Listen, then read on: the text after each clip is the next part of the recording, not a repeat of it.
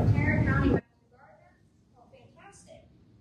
And a Texas Certified Landscape Professional. Tony runs Signature Gardens, a garden design consulting business that helps people fall in love with gardening in Texas. Her own garden has been showcased in multiple local garden tours, including Colleyville and South Lake. Wow, congrats. That's really cool. She shares her knowledge through her Signature Gardens blog and seasonal newsletter called Digging in the Dirt. That's about it. Her writing has also been featured in Grapevine Garden Club and Master Gardener newsletters. So today, Tony is going to be here to talk about upgrading your landscape. So thank you, Tony, for being here. Without further ado, I'm going to go ahead and turn it over.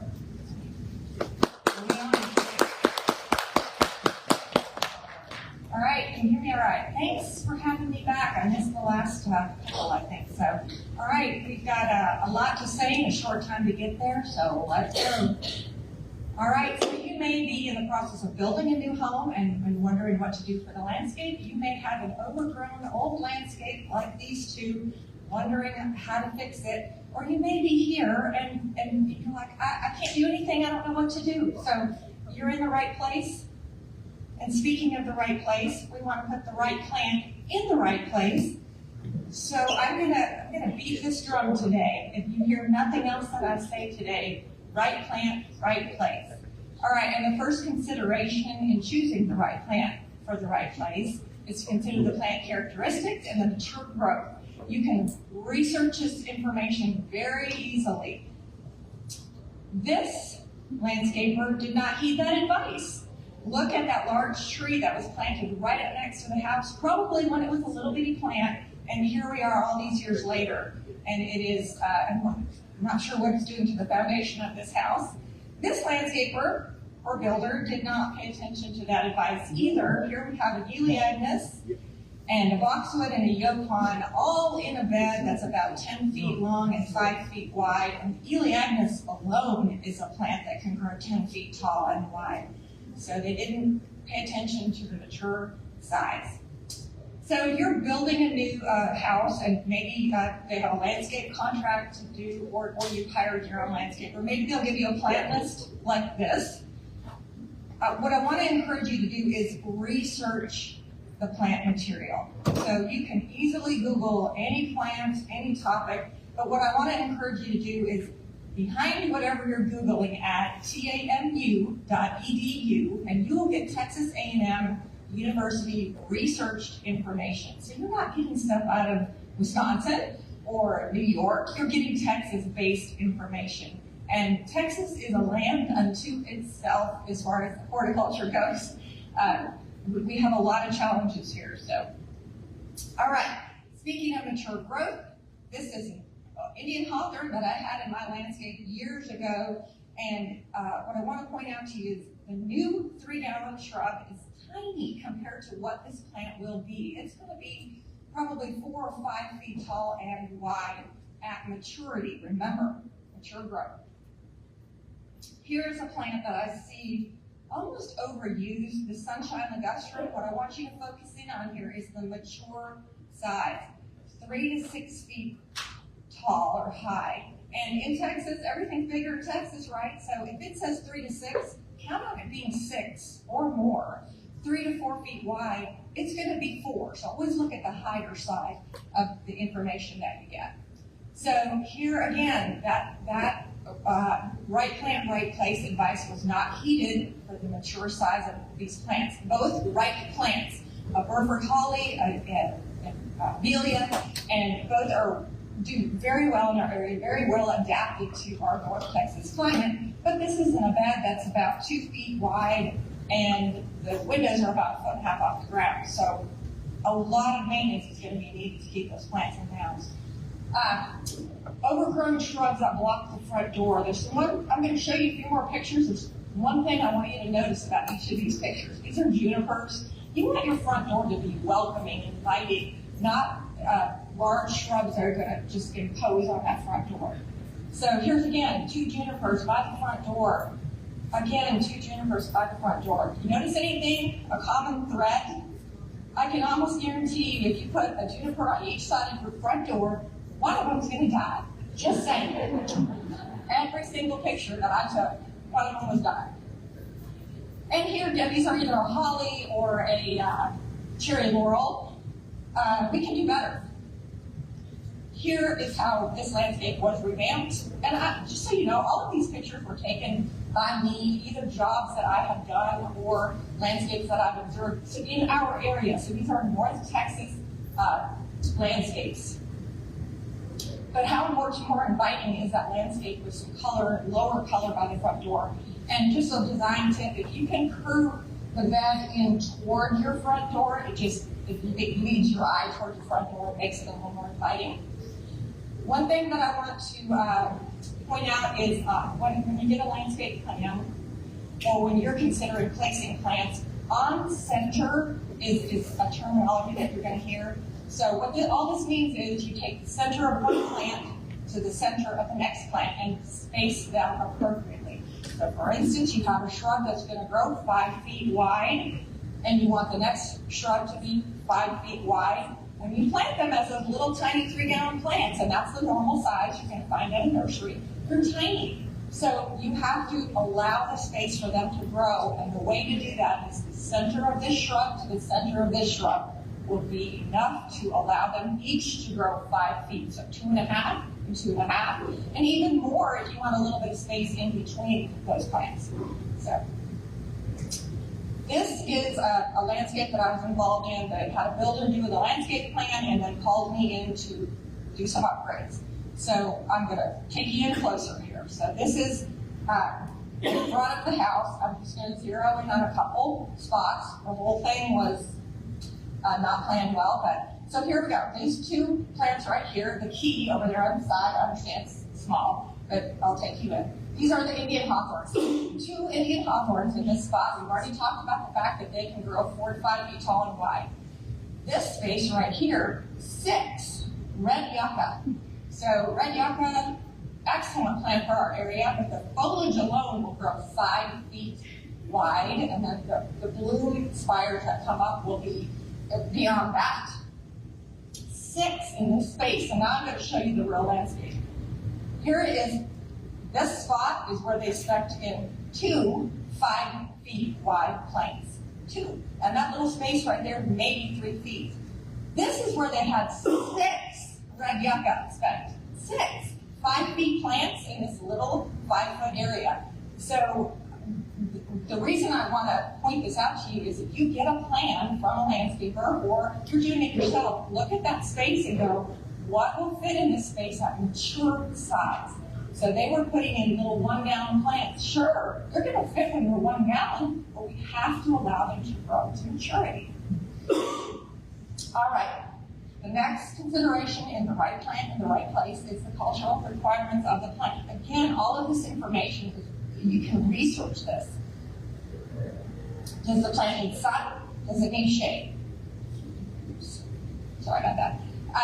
What is the soil requirement, the acidity or the alkalinity? Predominantly in Tarrant County, we have alkaline soils. There might be some pockets that tend to be a little sandier and more acidic, but not like Tyler acidic. That they have excellent soils out there as far as pH. We have very high pH here, or tend to. Do the plants need a lot of water, like a hydrangea? Are they more in the xeric or dry, like the yucca, red yucca? And then the hardiness zone, we're in zone 8 here in North Texas. And then we always recommend choosing native and or adapted plants. So sunlight, critical. Are we talking morning sun or are we talking afternoon sun? Different animals. And then seasonal, the way the sun is in the sky in the wintertime, it's low in the sky.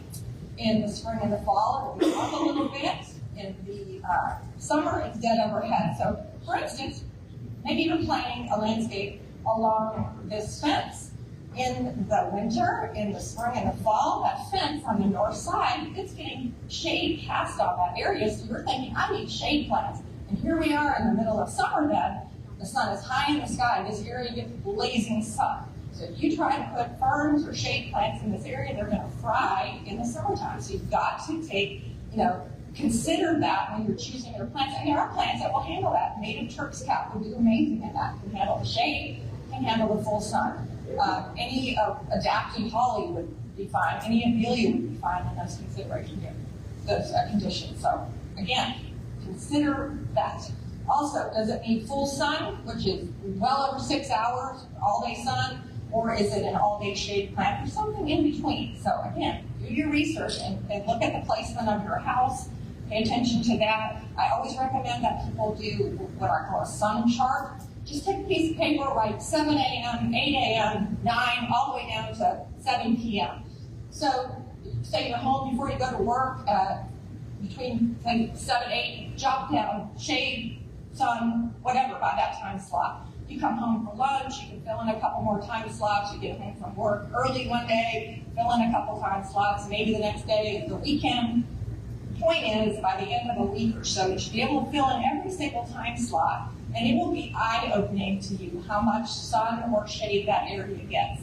It may be 2 hours of morning sun, which, a Japanese maple can survive in that, but you give that same plant 2-3 hours of afternoon sun, and it's going to fry. So again, consider what time of day the sun is hitting those areas. So we would never try something like this in Texas. I took this up in Cape Cod. Took this picture of a Japanese maple in a parking lot. It would absolutely fry. I just took this picture of these hydrangeas in Wisconsin when I was visiting family recently. It blew my mind. Hydrangeas in a parking lot surrounded by rock. Those plants would last a nanosecond here in North Texas. We all want this hydrangea dream, but this is reality right here. This is my yard. I have them. I don't tend to use them anymore because they're water hogs. You can water them every single day, and they're going to just drama queens. They're going to wilt. So better choices. On soil pH, don't guess what your soil pH is. You can go to soiltesting.tamu.edu, get all the instructions for sending in your soil test. There's a small fee that goes along with that, but you'll know the pH of your soil. And predominantly, as I mentioned, in Tarrant County, we have more alkaline soil, which is in that 7 to 8 range, right in there. And then you can choose your plants appropriately. Regardless of the kind of soil that you have, compost. Amend your soil with compost. It adds fertility. So you're going to give these plants a better start as opposed to planting them in builder rubble that they leave behind when you build a new house. So prep your soil. We say plant a 50-cent plant in a $5 hole. Today's language, that would be plant a $10 plant in a $100 hole. I mean, everything's gotten more expensive, but the point is, spend your money on soil prep so that your plants have the best chance.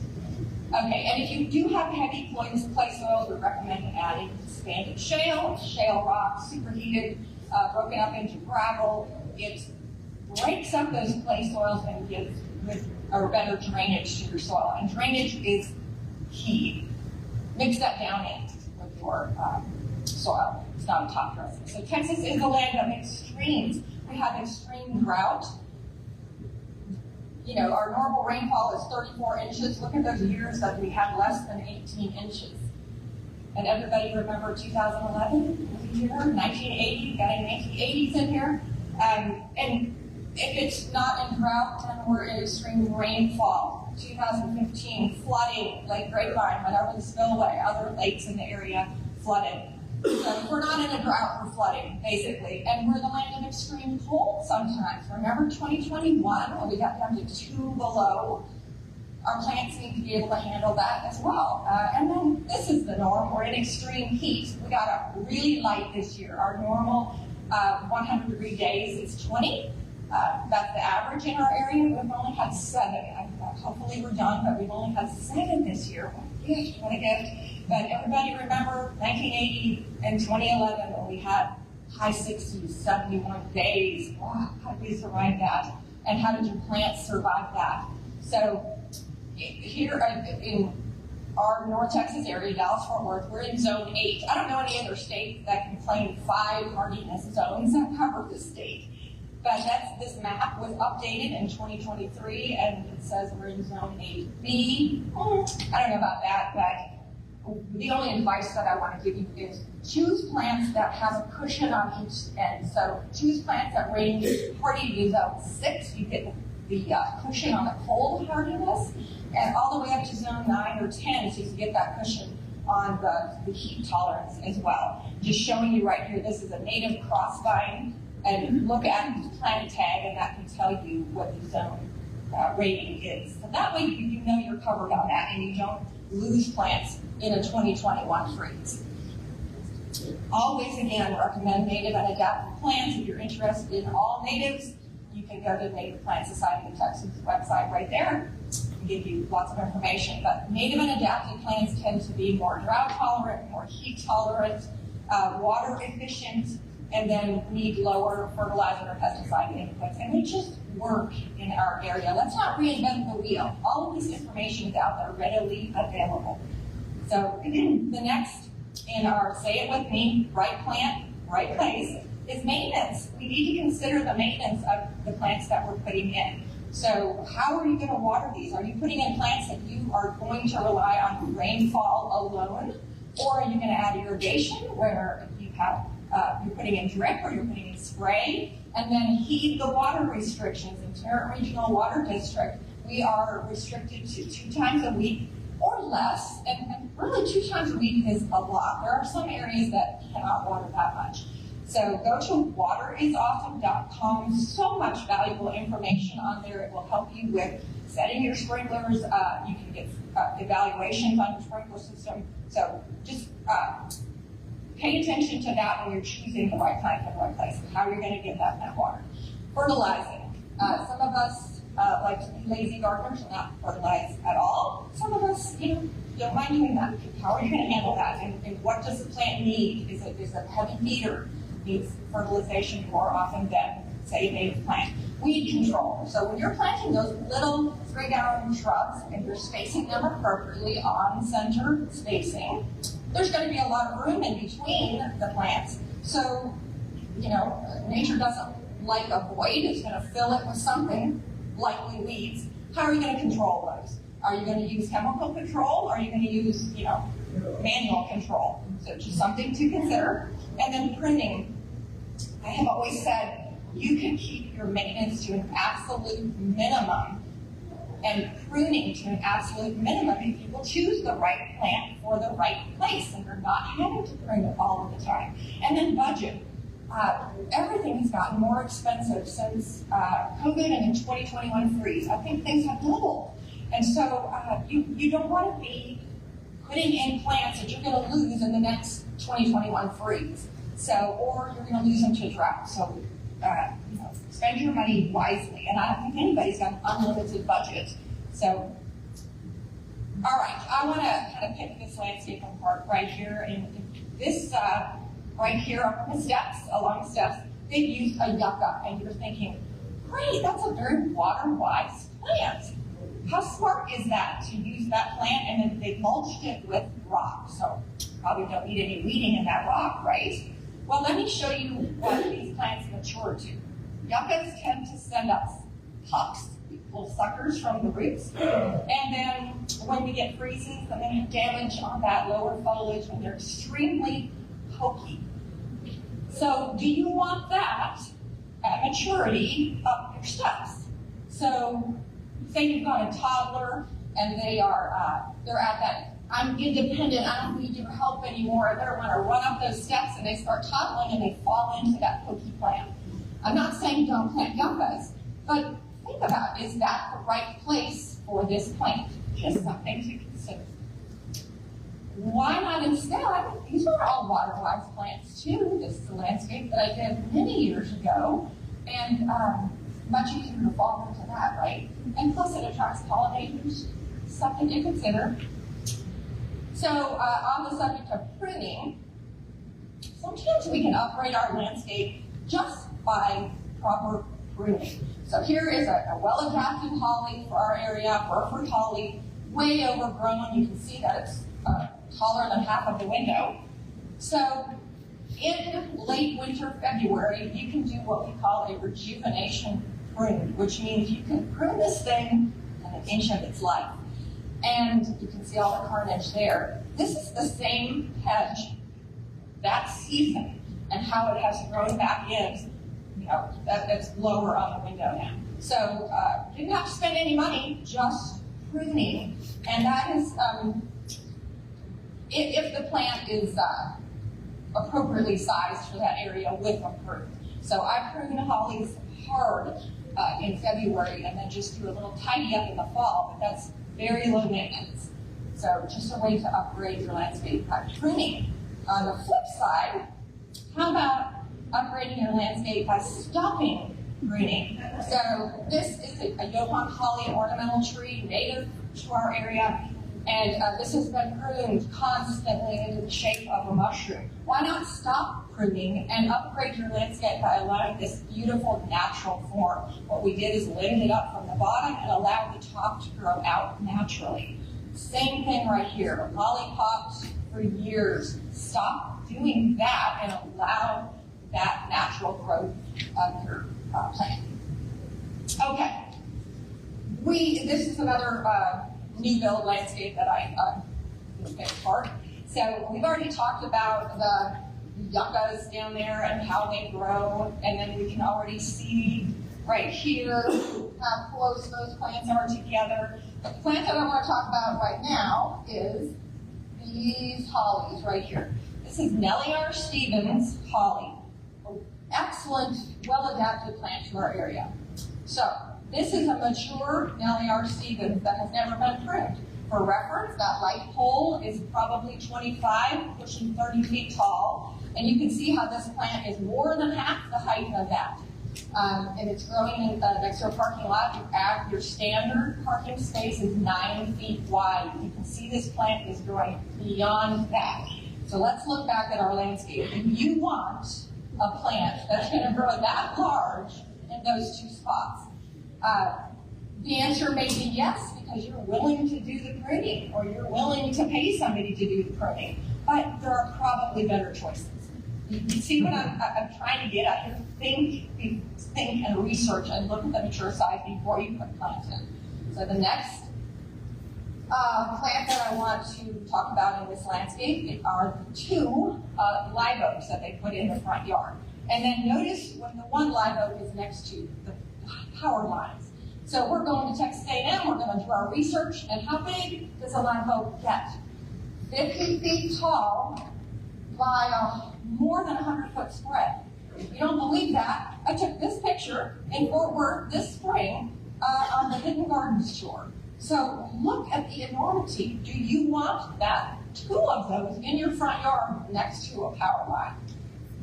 Just consider. All right, again, this is a landscape that I worked on many years ago, and they had this lace bark elm planted right up next to the house, and this plant is only maybe 5 years old. Imagine what it would be in 20 years. We took it out. If you were going to replace that, I would consider doing a small ornamental tree, possibly a rose of Sharon, possibly a mountain laurel, something like that that will stay small at maturity. Okay, bald cypress. Notice how this builder has put it in a little square on the front lawn. This is taken in the winter, so it's dormant. But bald cypress send up knees, and if you plant them in an area, they will send up those knees, and it will be so congested at the root system, you won't be able to plant anything else in it. If you want to see this up close and personal, go to the water park in downtown Fort Worth, and you can see the knees on those bald cypress. This plant needs to be next to a pond, not in your front yard in a little square box. All right, I'm going to pick on this landscape a little bit more. All right, sky pencil holly. If any of you follow Neil Sperry, he has always discussed this. Ilex is the botanical name for holly. That part's fine. It's the crenata that we need to pay attention to. That's Japanese holly. They are not well suited to our high alkaline clay soils. They need to be in acidic soil. Don't use that plant. Over here on the other side of that front landscape, they've got arborvitae. Arborvitae belongs in Wisconsin. It belongs up north. They are bagworm magnets here, spider mite magnets here. It's just not the best plant for our area. Do your research. And then the plant in the middle, underneath the window, those are Indian hawthorns. How many lost Indian hawthorns in the freeze of 21? Yeah, most of us. So I don't recommend that plant anymore. It's not just a freeze problem. It's an entomosporium fungal leaf spot problem. It's a bagworm problem. why put in a plant that you already know has issues? Better choices out there. Italian cypress, I cannot believe builders are still using this plant, but I see it all over. Tall and skinny, there's better choices. Here we go. And again, one of them's going to die. They are susceptible to fungal issues, Ceridium canker, bagworms, spider mites, all the things. Leland cypress, same thing. Don't use the plant. Bad plant. All right, so another consideration are those utility eyesores. A lot of us have those big green boxes. How do we hide those? So remember this right here at the top. This is Nellie R. Stevens. We saw how big that plant grows, right? Do you need a 15-foot tall by 10-foot wide shrub covering up that little 4-foot box? Probably not. I mean, you're going to have to prune that all the time to keep it in balance. And then the other one, those are old privets. So this is how we upgraded that landscape. We added some ornamental grasses, some lobelias, softer plants that don't need to be pruned, but they just grow up to maturity to cover. And this is actually in my front yard. I shared that big green box with my neighbor. We covered it with abelias. Abelias have that arching growth form to them, so you can plant it right next to the box, and then it grows up and covers the top of the box as well. And you don't have to prune it. Just another view of that other, you can see the green box right behind the bench there. Okay, so now I want to talk to you about some landscapes that we have upgraded. Some of them are builders, some of them are older, so we'll cover all the spectrum there. So this is a builder landscape, row of Burford hollies, which is a well-adapted plant, and then you can see the yuccas in there, and we all know what they do. Then we've got a couple little ornamental grasses, we've got a crepe myrtle there, and some spreading varieties.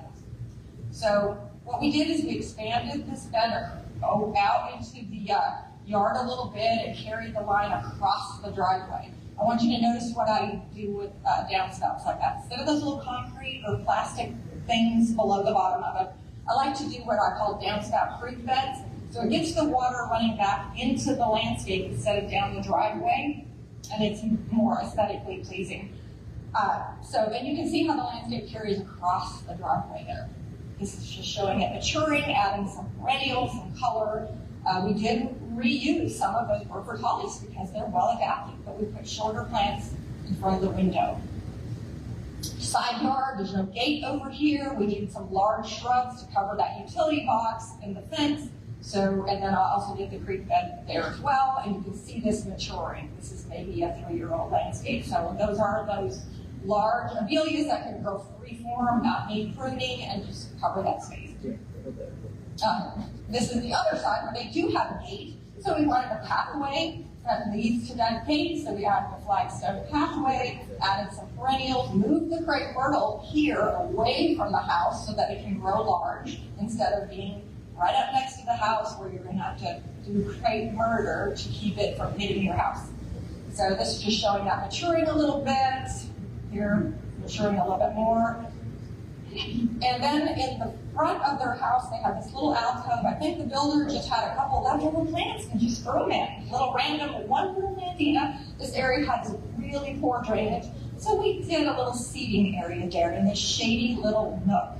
So added an abelia there with the bloom and fragrance so they can sit there and enjoy that fragrance. And then there's a specific type of Japanese maple in that corner that is very columnar growing. It does not get very wide or tall, so it fits in that shady alcove. And then a container for annual color. All right, another landscape that we upgraded. These are little gem magnolias, 25 feet tall by 15 feet wide at maturity. We have 2 of them blocking their front half door. And here we are with our sunshine ligustrum, again, 3 of them. Remember, 6 feet tall, 4 feet wide. So this is how we upgraded this landscape. Again, that creek bed, I use that all the time to get that water back into the landscape instead of down the driveway. So you can see that maturing. We're not trying to hide the house. It's got beautiful architectural features. Why hide that with a 25-foot by 15-foot wide magnolia? Just showing that maturing. And then again, carrying that look across the driveway so you don't have just a blank spot over there. This is a landscape over in Keller. I want to point out the shrubs underneath the windows. Again, another well-adapted holly, but this is a needle point, and it grows 8 feet tall and wide. How much pruning do you think that's going to need underneath those windows? And there we are with our sunshine ligustrum again. And then in the distance, there's a Savannah holly, which grows 20 feet tall, 10 to 15 wide. So here I am, I lay out a cord to get the shape of the bed, just as I'm considering and taking measurements. So this is how we upgraded. We have low-growing shrubs underneath the windows, and this is brand new planted, and then we come across the sidewalk and put in perennials. So this is just showing that area maturing. I want to point out right beside the driveway there, they wanted a spot where when guests came over and they got out of their vehicle, they weren't going to be stepping into their plant. So we put that little flagstone area right there to give a landing pad for people who were parking on their driveway. And it's just another view of that area. And I put cobble along the driveway there or along the sidewalk, I'm sorry. So when it rains, it doesn't wash out the edge of that bed. And then just showing that maturing. And then I want to go back to this picture right here. These shrubs that grow very large were transplanted to the backyard against a fence where they can grow 8 feet and cover that fence. And so you don't have to throw away those plants when you're upgrading. If they haven't been in the ground that long, less than a year, you can easily dig them, move them somewhere where they can grow to mature size. Okay, this is an older landscape, just some hollies. They lost some plants in the freeze, so we're upgrading their landscape. And you can see how we pulled that bed out away from the house a little bit so we can layer the plant material. Again, that little creek bed. So you can just see there, just average Yopon holly, which is an excellent plant, but it's in a hedge, just needs a little upgrade. So we show you that. And then here, again, Yopon hollies that have been hedged over and over and over. And if you will prune these really hard in February, you can get away with only pruning them once a year. So just showing that. This is how we upgraded this landscape. Just adding appropriately sized plants at maturity. This is a new landscape, so it's going to grow into maturity without that hedged, over-pruned look. Excuse me. Okay, this is a very recent job that I just did. They had some really good shrubs in here, but the homeowner we wanted to open up that, make it a more inviting to the front door. And notice the steps leading up to the front door. I'll get to that in a minute. But she wanted a little seating area in her landscape to look down the street. She had a really pretty view down the street. So we just added some flagstones that lead to the little bed there. We were able to keep some of the shrubs, like the Oakland holly between the window there, and then there's some needlepoint and some Yopon holly off to the edge. But we added a flowering shrub by the front door and some smaller plants, again, cobble to stop the erosion. So this is on the other side of her landscape. Elderly couple, and when they invited people over, they didn't want them to have to come up steps. So we created this walkway that leads from the driveway level to the top part of their walkway. So, and then we pulled out the Yopons that were there and some other things, sunshine ligustrum. Excuse me. And we added some sun-loving perennials here. Now, those are red yucca, but they are a dwarf variety called brake lights that only grow about 2 feet tall and wide. So you're not going to have 3 5-foot yuccas there. This is an older landscape that I did years ago. Just showing how we upgraded the walk up to the front door. So here, their front walk is so overgrown with, again, Yopon holly, excellent shrub. But she said she had delivery people who were afraid to walk up that. So we took it out. We just opened up that view. So here we are, another view of that front. You can see how that hedge is just blocking off her front area there. And we expanded it. We went out around the tree and we added some ground cover out there because she couldn't grow lawn underneath that tree anymore. We were able to keep some of the little mandatas because they were doing fine, and they aren't going to grow any bigger than that, like forever. And then she was willing to do the pruning on those larger hollies. I would have loved to have done something more, but again, budget is a consideration, so sometimes you kind of work with what you have and upgrade what you can. And then adding that color, annual color by the front door. Okay, this landscape, again, so overgrown with a privet that gets 8 feet tall and wide, and a Burford holly, and Yopon hollies, all in a bed that's 4 feet wide. So we took, just look how crowded that is. So we gave it some breathing room. I didn't have the heart to take out that crepe myrtle, although I don't like it kind of lining up with the front door, but it had never been murdered, so it had such a pretty structure, so we ended up leaving it because it had just a beautiful architectural structure to it. But we added in a row of one row of low-growing abelia that adds fragrance, doesn't need any pruning, or maybe once a year because it stays smaller, and then added colorful perennials in the area. All right, this is actually going to be on tour next May in South Lake. You want a little plug for the South Lake Garden tour. So overgrown juniper, hedged, very interesting.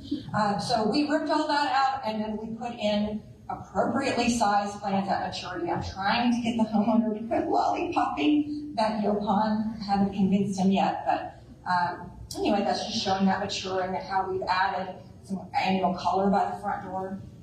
Here is a landscape out in South Lake. Some azaleas there. That their natural growth pattern is to grow up and out and wide, and they're trying to keep it like this so they can get into their driveway, and they kept scratching their car. So we ripped all that out, took all the grass out, and created this little walkway through there, and a little seating area, and then perennials, so you can see how that is maturing. And this particular homeowner wanted no lawn in their front yard, so we accommodated, and actually these clients did all of the work themselves. I just provided the design. So little walkway and native and adapted perennials based on the sun and the shade of this area. The edges out by the street got more sun. The plants back under the tree are more shady. So right plant, right place. Again, this homeowner wanted no lawn in the front yard. This is going to be on tour again next May in South Lake. So if you want to see this landscape in person, and we were able to keep the shrubs that are up against the house because they weren't covering any windows, and so they were hiding a fence, so they were working for us. So we just added with perennials and flagstone walkway. This is not no maintenance though, just so you know that. I mean, you still have to do weeding, you still have to do tidying up of your perennials and deadheading. And maybe you don't want to get rid of your whole lawn. That's a little drastic, but maybe just adding a little bed out by your mailbox will upgrade your landscape and attract some pollinators to your landscape. And maybe it's just one little bed by your front door. These are clay arrows, a shrub that needs more acidic soil, so doesn't do great around here. You have a bunch of freeze damage to it. But this is just a tiny little bed by the front door that we took out those old overgrown shrubs and added plants that will not grow over the window. We added some perennials, some annual color. So it doesn't have to be on a huge scale to get an upgrade to your landscape.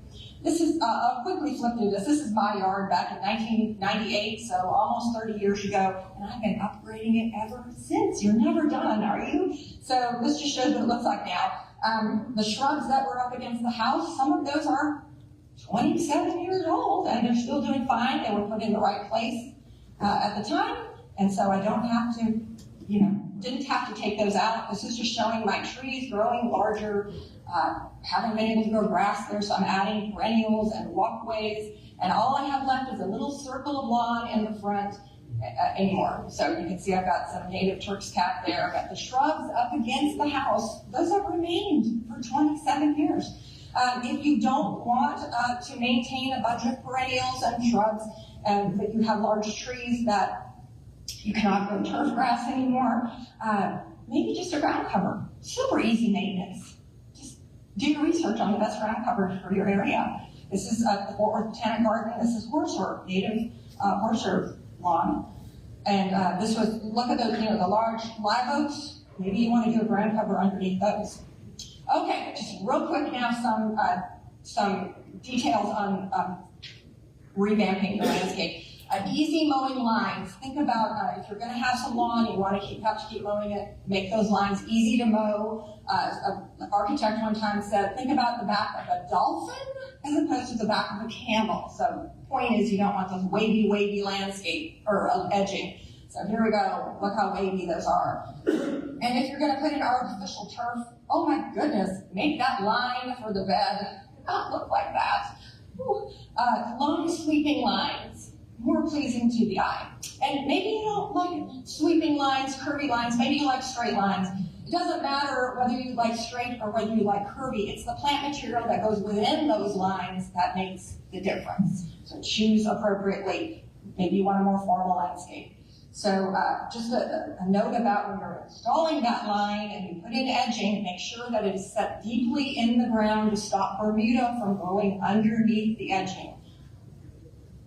So here again, you want to barely see the top edge of that edging to keep the Bermuda from going underneath. All right, and if you're going to use chopped stone, I would recommend mortaring that in so that the Bermuda doesn't find every single crack between the rocks, because it will. All right, and here there's no edging. This is a nightmare to me. This is dormant grass, but there's no edging in there. And think about how difficult it's going to be to mow all those right angles and how quickly that Bermuda is going to spread into those beds. So, all right, color, just real quickly, consider the color of your house when you're choosing plant material and how you want that to look. Do you want high contrast like we have here in this picture, or here where it's a little more subtle? Again here, just showing up more color against the color of that house, color in the shrub. And then go inside your house and look out the windows. What do you want to see out those windows? Do you want a 15-foot shrub blocking your window? Or do you want to see colorful perennials or lower shrubs out the window? So just think about that one just quickly. If you're going to put a tree in your front yard, don't put a little ring around it, because it's just going to bust up the curb. And then I have this is from a landscape over in color. You can see the root system of this tree. So when you put that little ring around there, the roots aren't going to stay there. They're going to go well beyond that. So don't even bother putting the little rings. I don't even recommend this tree. This is one of the red maples like Autumn Blaze or Brandywine or something like that. Extremely aggressive root system and very shallow. So don't recommend that tree. If you're planting a tree, do you have those power lines? Look up and don't plant huge trees underneath of them, because Encore is going to do their job and we want them to keep our electric on, so they're going to come and do the pruning for you. And then know what's below. Before you start digging and revamping that landscape, call 811 and it's free. They will come out and mark the line so that you are not cutting things that don't need to be cut. All right, just if anybody wants to take a screenshot of that real quickly, if you're going to be adding soil or rock to your landscape, just some easy way to measure that, and then we're pretty much done. Okay, got it. All right, so just some reference material. Steve Huddleston wrote the book Easy Gardens for North Central Texas. It used to be at the Fort Worth Botanic Garden, so he knows this area, and so the plant choices in his book are excellent. Greg Grant, there's your Native Plants Society book, and then, of course, Neil Sperry, just local resources for us. And then some references here. Again, if you want to take a screenshot of that, all excellent references for researching to know you're getting plants that work well in our area. Or call, Tarrant County Master Gardener helpline, because they've got information. They've got a Facebook page. They've got Instagram. So take advantage of that. And just some information on me, if you want to follow my socials. And then I just want to encourage you. You've got this, right? You can do it. All right. I don't know that we have any time for questions, because we maybe got started a little bit late, but if there are any, we have any time, I'll try. Yes, this is super bright. Yes.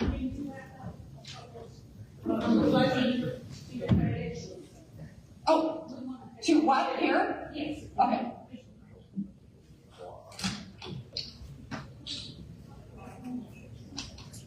I only work up in my neck of the woods, which is Grapevine, South Lake area. So if you're in South Fort Worth, I might have a recommendation for someone else that can help you, but.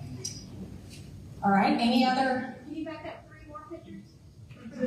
Yeah. Oh. Here? No, 2 more. Here? This? Yeah, thank you. Sure.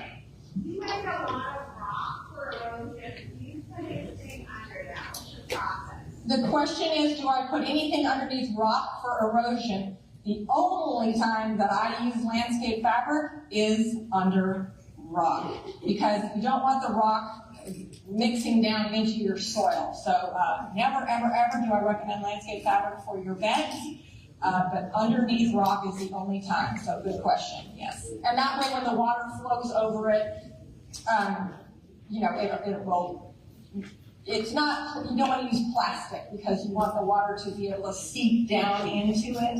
But the point is that your rock won't be mixing with your soil. Yes?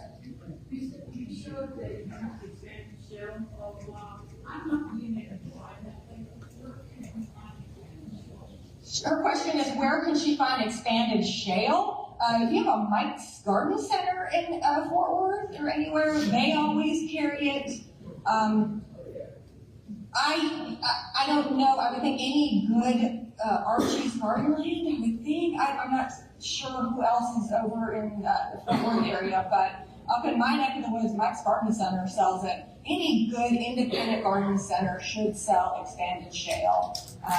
Maybe do a search for expanded shale, and there might be a thing that says local retailers that carry it. That's I don't know that I've ever seen it at Home Depot. I can't tell you that. I just don't know.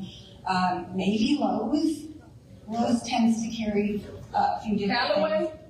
Pardon me? Callaway? Callaway's, maybe call them and ask. And you know what? If they don't carry it, ask them if they can. You know, tell them this is recommended soil amendment. Could you start carrying this? You know, they may not know that their community wants it. So yes. Any other questions? Yes.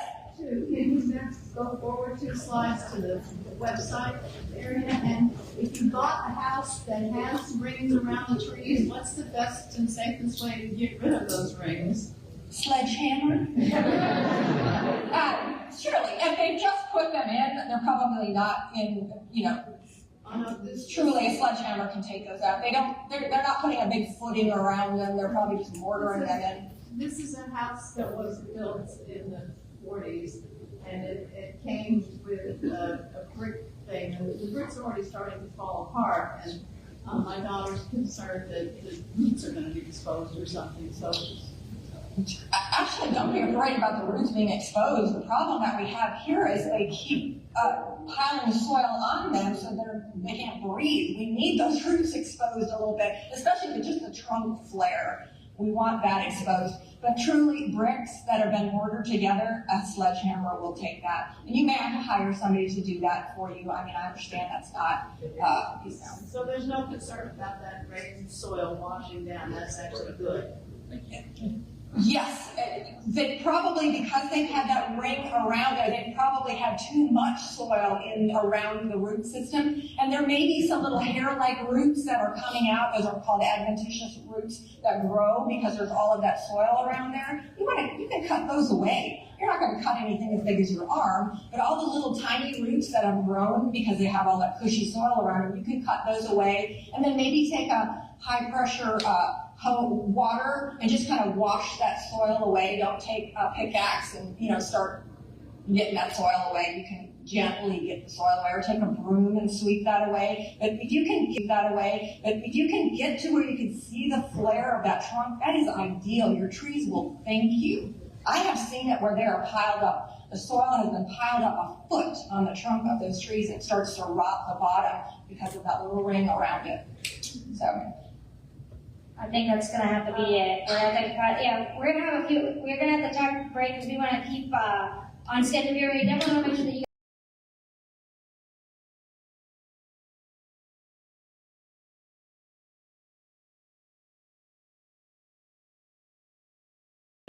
more and more coming in. So let's go ahead, let's give John his introduction, and then he'll get started as people are continuing to come in.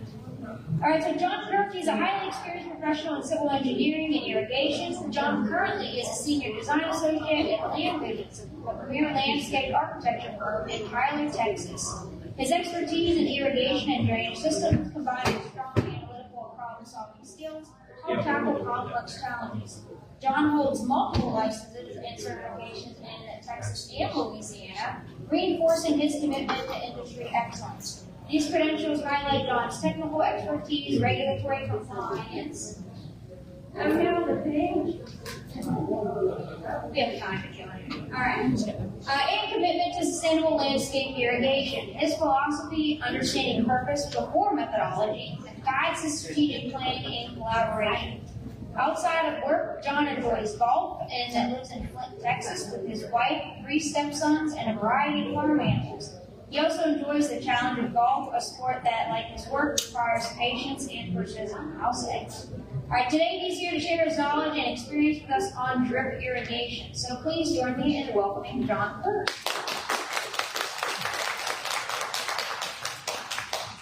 Thank you, everybody. Appreciate it. How about this weather? Pretty amazing, right? It's kind of funny we're talking about drip irrigation with all this rain. It seems like it's kind of counterintuitive, but they do kind of go hand in hand. So I don't know how many of y'all were at the YardSmart presentation in March. I started to do my presentation, and 10 minutes into it, the power went off. And so they asked me to come back. Hopefully right now, fingers crossed, power's good, because all the good stuff is coming up. Hopefully y'all are going to get it today. Plus with the addition to the handouts, now you have something that you can fall back on and use whenever you're doing your drill projects. So anyway, we're going to get started with this. I'm going to move through this pretty quick since we're a little bit on time, but I will be here at the end of this session to answer any and all questions that you have. So we'll just do that. So drip irrigation, it's been around for a long time. And as you can see, it's been around since about in 1860. They used clay pots, and that was a form of drip irrigation because the water would leach through the clay and it would drip, and they would use that in some of their landscape applications.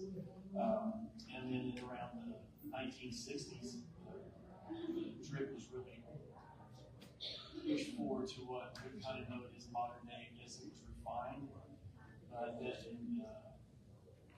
included using emitters into drip tubing, which is how it practices today. So modern day drip irrigation. So what I've done is I've listed some components that are going to be critical in the overall setup of your drip irrigation. The first and most important thing is that you need to have a plan and material list. The second thing would be you're going to use PVC pipe to connect from, if you already have an existing irrigation system or the new one, that's the material that's used. You'll use that to construct components within your drip area to supply water to your drip tubing. A control valve, which is also called a drip kit. That is a critical component because it is a all-in-one type device, and I have some pictures of later on that I'll show you, that is going to be able to take the water from your main line through your suction valve, through a pressure reducer and a filter, and then it goes into your drip tubing. That pressure reducer will take it from anywhere from 60, 70, 80 psi, that's high it is. We'll drop it down to anywhere. There's 2 different kinds. You can get 25 psi or 40. The most commonly used one is a 40 psi reduction. It's into the supply from the drip line. Of course, that drip kit will be housed in a valve box.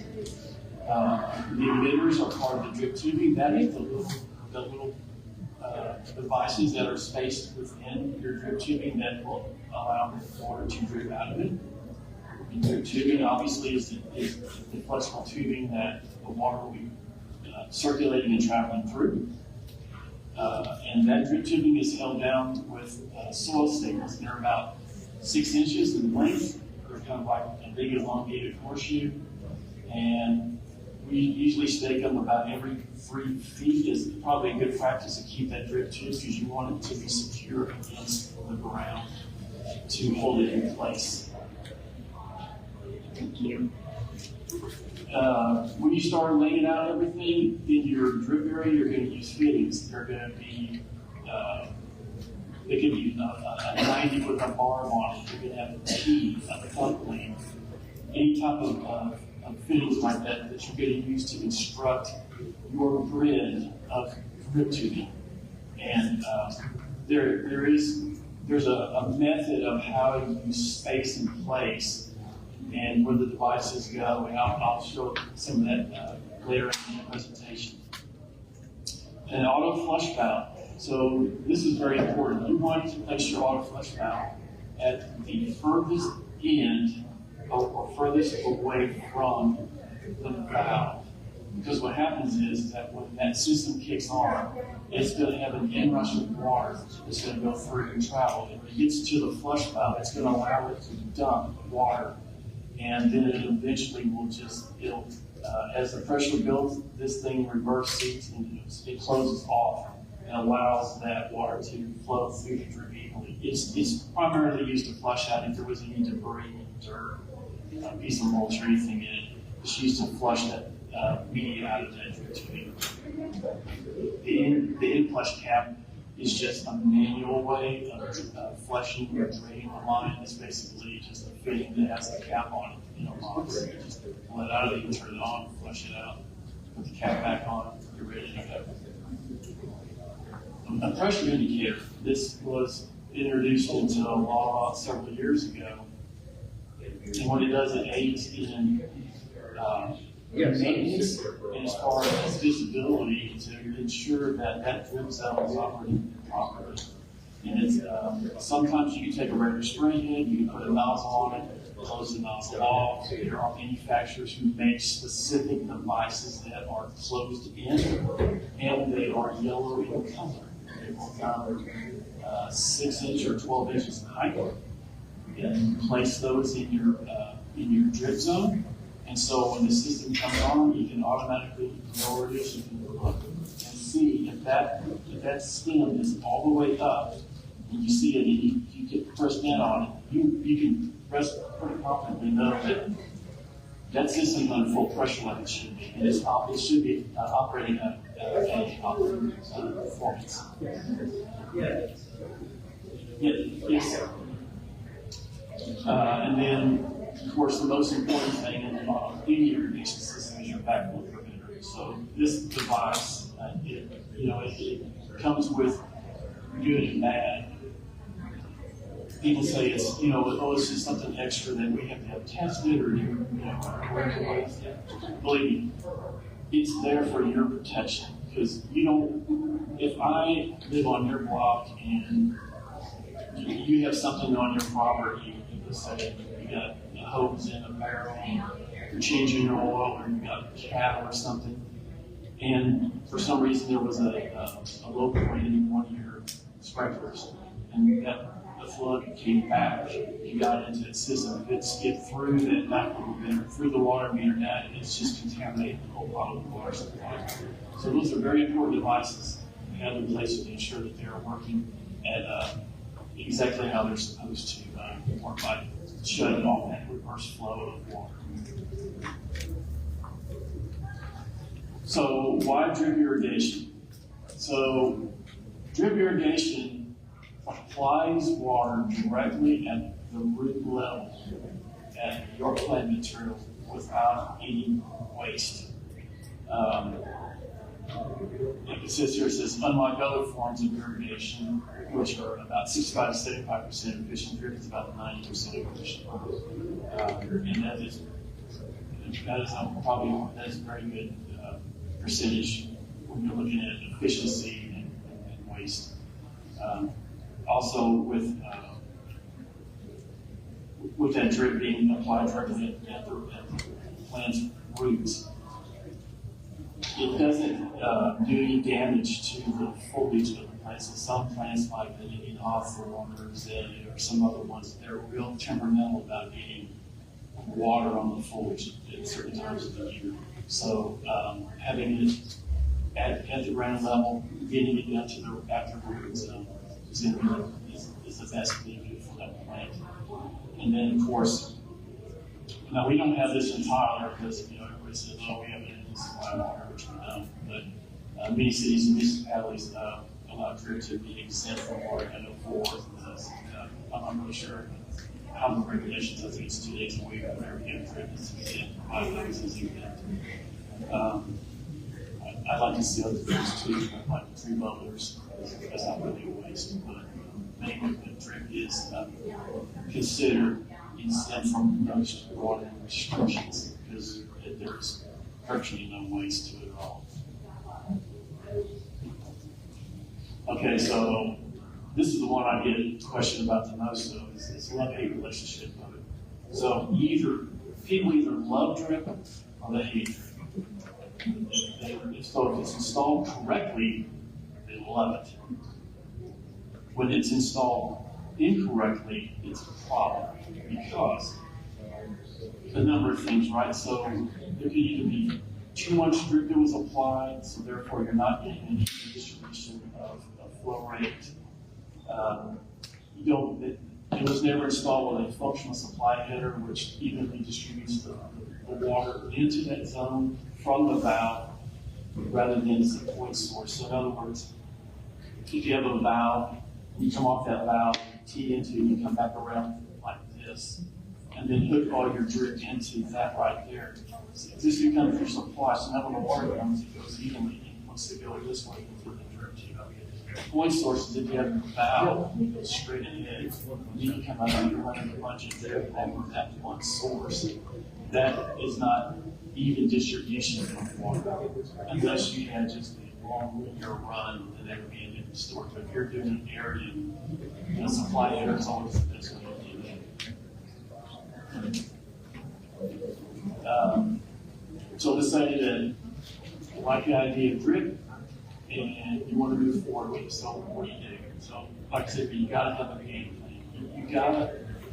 You got to know what you're trying to accomplish by drip. So in other words, if it's beds, if you're going to do beds on, like north side, south, east, west side, you don't want to wrap the zone.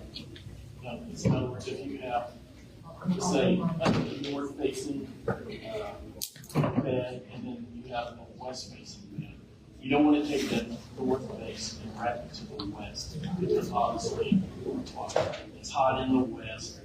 Those plants are going to require a lot more water, which means you're going to bump up your run time on that drip, which means the front may overwater it and then cause it to even have disease or it's heavily rotted out. So you want to make sure that your soils are in balance. You want to make sure that your hygrozones and your microzones and your plant material are the right components for where the application is going to be. So this is a soil triangle. And so this is kind of a quasi-educated, uneducated guess to see what kind of soil you think you might have. So you get started, and so let's say you haven't amended your soil yet.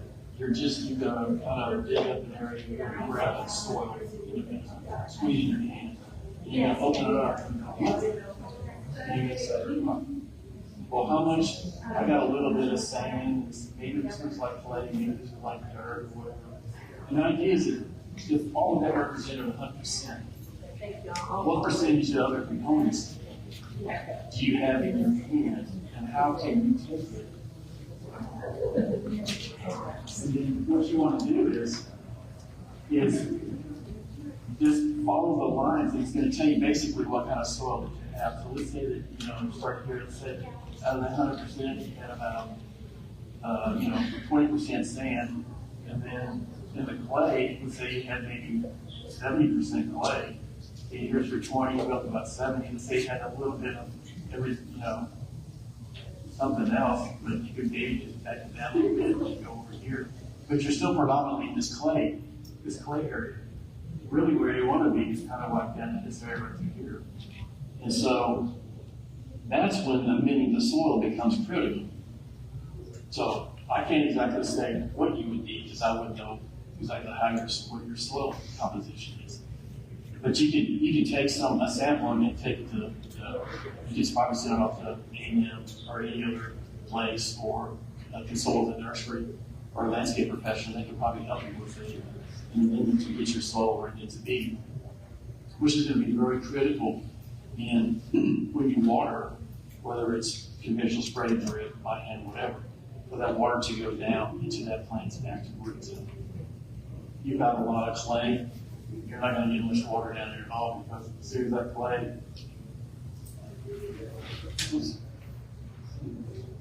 that clay, becomes field capacity, your water log, your locked, and that water's not going to go down.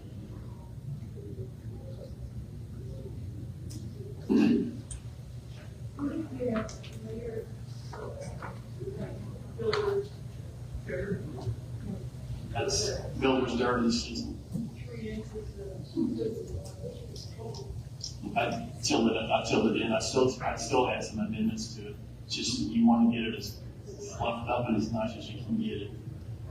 So to kind of break that down, what I explained about the soil triangle. So what is soil? So obviously it's inorganic solids, air, water, and microorganisms.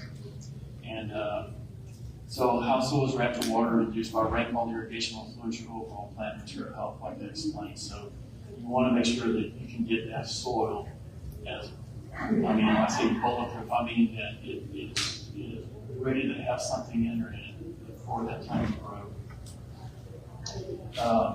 Let's see. We'll skip that soil texture stuff. Okay. So the drip irrigation rate. So what you're going to do is when you're going to choose your irrigation emitter sizing and the duration based on the soil type. So if we drop down to what here we put these right here, the sandy soils have they have a higher flow rate emitter because sand, when you put water into it, it wants to drop down. And so you have to put a lot of water on that thing to try to help get some moisture. What you're hoping for, I think, is that if you get it down deep enough that you have a layer of something down below that'll help block that and build that water back up so you can create a nice wetted area even in the sandy profile. In the clay soils, they use a lower emitter rate because of the clay, right? As soon as you dump a lot of water on it, then that clay has a high pH, which is the plasticity index, which is the rate of how that soil shrinks and swells. If you look outside of this, if you look like around your house, sometimes you'll see when it's really dry, you'll see that soil is pulled away from your foundation. And so to help combat that, you can run a drip tube around it, which we consider as a foundation watering method. Some people use soaker hoses, but the problem with soaker hoses is that when you hook it up to the hose, if it's on one end and you run it around, as far as it goes, the furthest end is really not letting that much water out because it's such a porous hose. It's really at the source, it's really just dumping a lot, and as you go around, it just gets less and less and less. Unless you had, let's say, 2 hose bibs, you had them connected, you'd be taken in 2 different directions, then that would probably help you. But so just even within our construction, clay soils can be real damaging on foundations. So clay soils are damaging in a fire bed as part of the landscape as well. And then loamy soils is probably where you want to be in that sweet spot. And it offers more flexibility in your rates, right? So typically we use about 0.6 gallons an hour on that, and that's with the right spacing, and that's using the right watering pattern for drip irrigation. Again, here's some drip jump guidelines for shrubs and ground cover. In clay, you want to get it low, right? You don't want a whole lot. Low is halfway, sand is on the way up. The interval of the spacing clay, you want it to be 18 inches because you really want to spread the water out in the clay. Loam, you can keep it anywhere from 12 to 18 inches. In sand, you want to tighten the bottoms out. It wants to come instead of flare out. Your drip row spacing in clay is 18 inches to 24 inches. So that spacing would be, if I lay it over here, a foot and a half to say 2 feet away in clay. You can see what I'm talking about now, right? So you're putting the emitters out here because it's clay, and it'll soak up that water and it won't let it really go any deeper. And then loam, 12 to 18. I like 12 personally. It seems tight, but when you're putting shrubs in there, it's perfect spacing. And sand is anywhere from 12 to 20. Again, because it wants to drop out, you got to put a lot of water in an area in the sandy situation. Drip tubing calculation. So I'm going to show you how an easy way to kind of figure your landscape and what you're going to need to use and calculate for just the right amount of drip. Okay, I know there's some math in here, so don't flip out. I'll walk you through this. Okay. So how to calculate total flow within a drip zone. Okay, so you calculate the total feet of drip in a zone. So I use an example saying, let's say I have 250 feet, and that's honestly, the rolls come in like 250, 500, 1,000, 1,500. You can never use that much unless you have a big deal, but 250 is about a good number. So the example is 250 feet in length with emitter space every 12 inches. So you multiply the total feet by 12 inches. So the total inches of drip tubing would be 250 feet times 12 inches equals 3,000 inches. That's pretty simple. Then you divide the total inches of drip tubing and the emitter spacing, which equals the number of emitter sites. It said 3,000 divided by 12 inches is 250 emitters because we had only 12-inch spacing. So then you multiply the number of emitters times the emitter flow rate. So again, I used 0.6. So I'm going to say I have 250 emitters times 0.6 gallons an hour equals 150 gallons an hour. Okay, that sounds like a lot, but that's not a lot. So then you want to know how many gallons a minute that is. So you divide the total flow rate by 60 minutes, which equals the gallons per minute within a zone. So you take the 150 divided by 60 minutes. So now you're only talking about 2.5 gallons a minute. That's all that's putting out in 250 feet of drip. Versus if you had a spray zone, and let's say that nozzle puts out, a half a gallon a minute, and you had 10, 15, 20 sprays under here. I mean, all of a sudden, ooh, man, yeah, you may be only running that zone for 5 to 7, 10 minutes max. But again, you're flash spraying a zone, and you're hoping there's enough water that's getting down into that actual root zone. Whereas this, the drip, you're actually putting out that much water right at the root zone, right where it's benefiting from the And then how to calculate the precipitation rate within that zone of drip. So precipitation rate is also known as the application rate. So it's measured in inches per hour. And so when you do the formula, I gave you some variables here. This 231.1 is a constant. What it is, that's the numeric value of cubic inches in 1 gallon of water. And then QE is the flow rate of a single emitter, which is measured in gallons per hour. and then this is emitter spacing within the tubing in inches. And then the other, so this is, SL is the lateral line, the drip tubing is spacing in inches.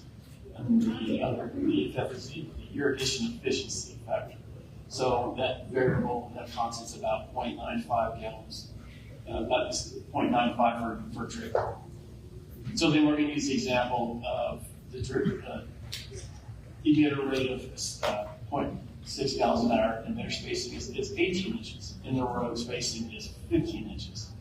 So your precipitation rate is the 230.111 times 60, 0.60 rather, divided by 18 times 50, which equals 130 over 0.66 over 270.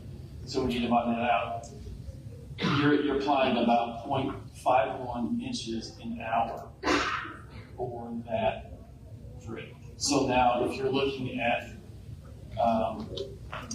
typically most people use the 1 inch per week rule, so obviously right there, I mean, if you're going to do that, it says if 1 inch is desired, it's 0.51 equals 1.96 time to apply 1 inch of water to convert it to minutes is 0.96 times 60, which is 57.6 minutes. So that 57.6 minutes, or say 58 minutes, which is less than 1 hour, is you just apply 1 inch of water in your drip with no waste at all. That's critical. So this is how much dripping you use in a zone. So this is an example here.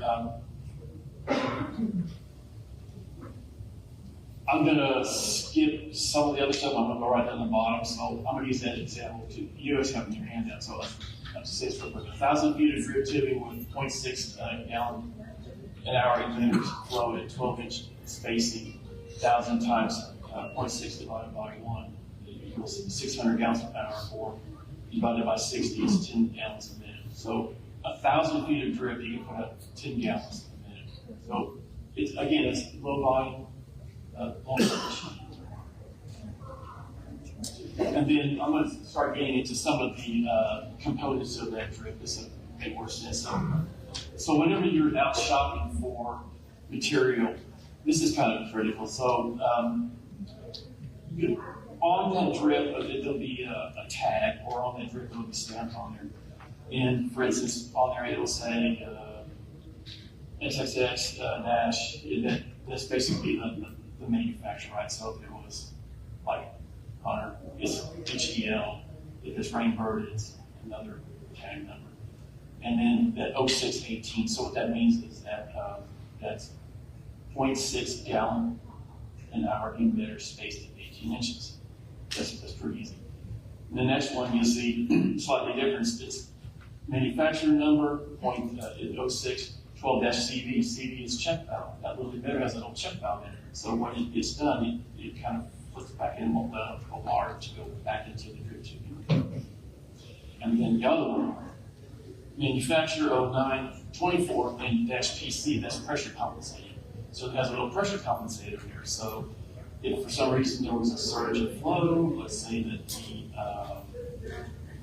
the pressure reducer on the drip valve was bad, it was going bad, it's only going to allow still that 40 or 25 PSI to function through that pressure compensated drip tubing. Because if you've ever seen drip tubing, you've seen it and the water's kind of shooting out of it like this. It's either because two things, the emitter's gone bad, or it's too high a pressure and it just allows the water to shoot out of it.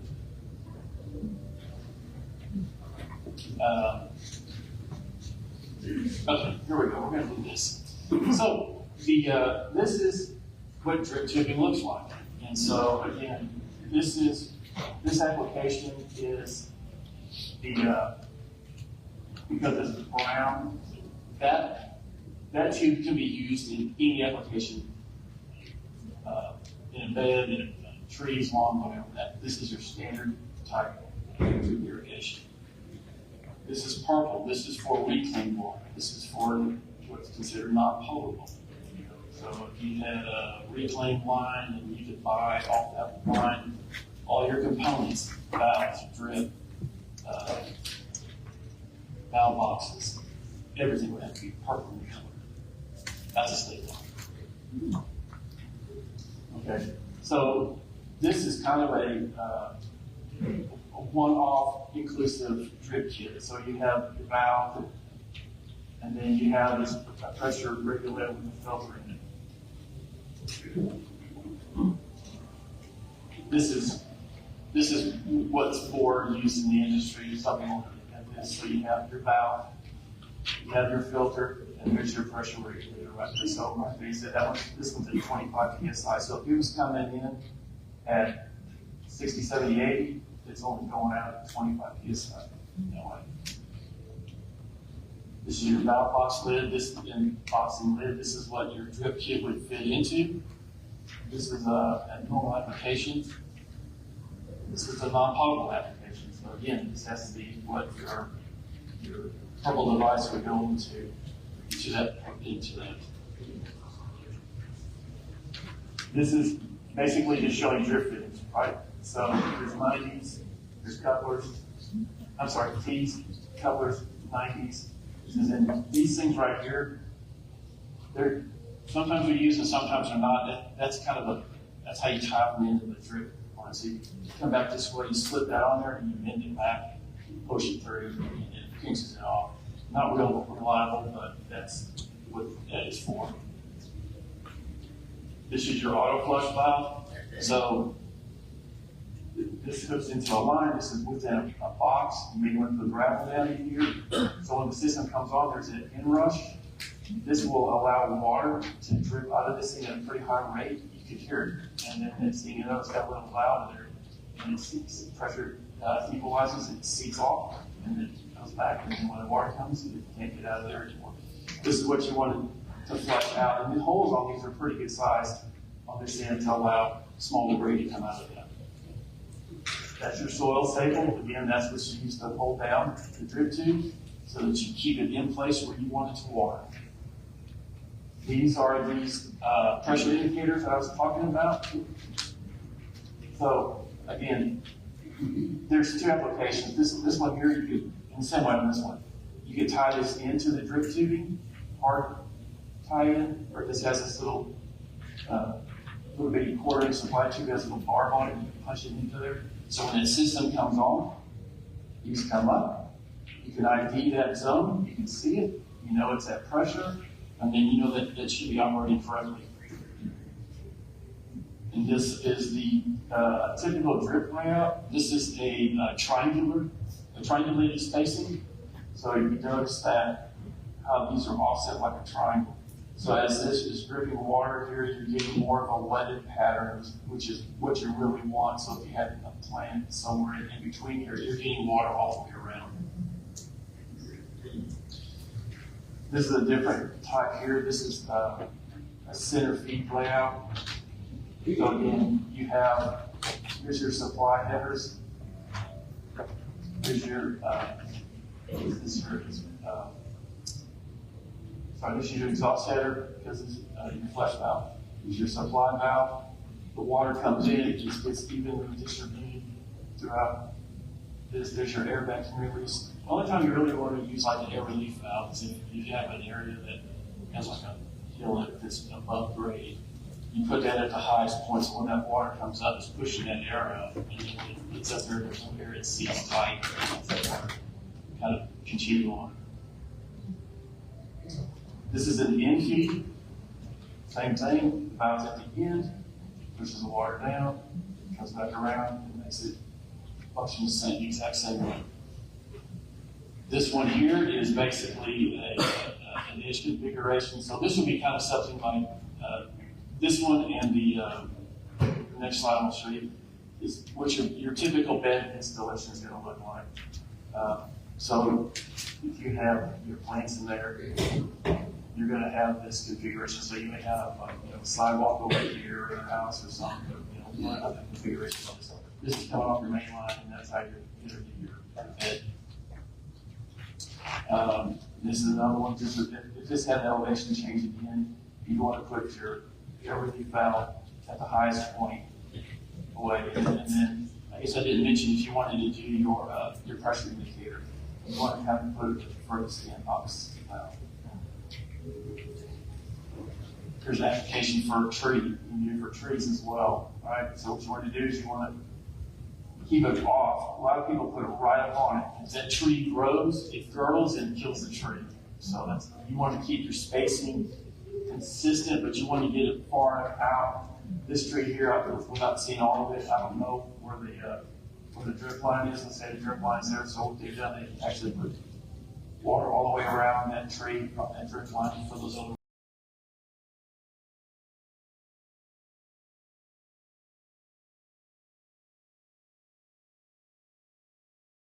Bachelor of Science degree in landscape architecture and marketing from Oklahoma State University. He owned and operated a design and build firm for more than 10 years before joining the Extension family and acquiring his master's degree in agricultural education. He first served as a CEA in Wichita County. What's a CEA? It doesn't say. He first served as a CEA in Wichita County, and after 4 years, continued his service to the community as a CEA in Tarrant County.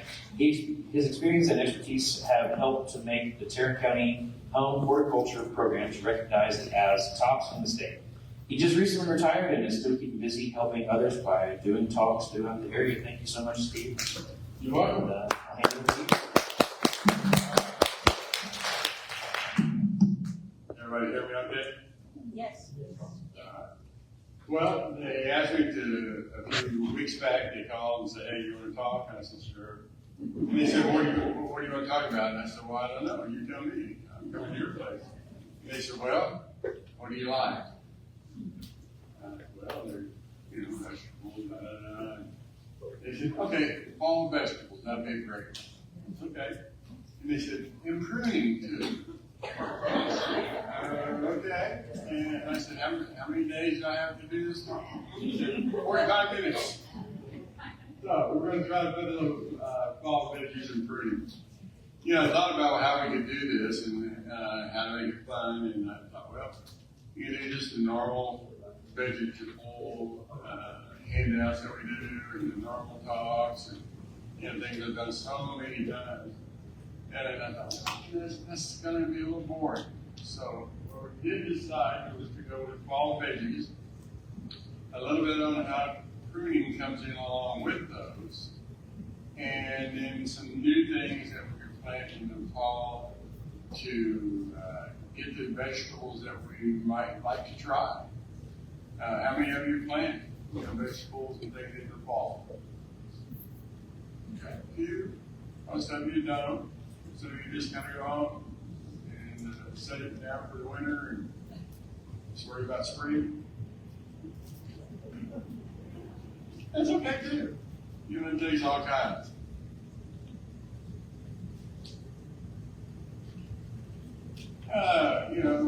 When we talk about pruning, you say, what can you do to keep up the looks of your garden during the winter?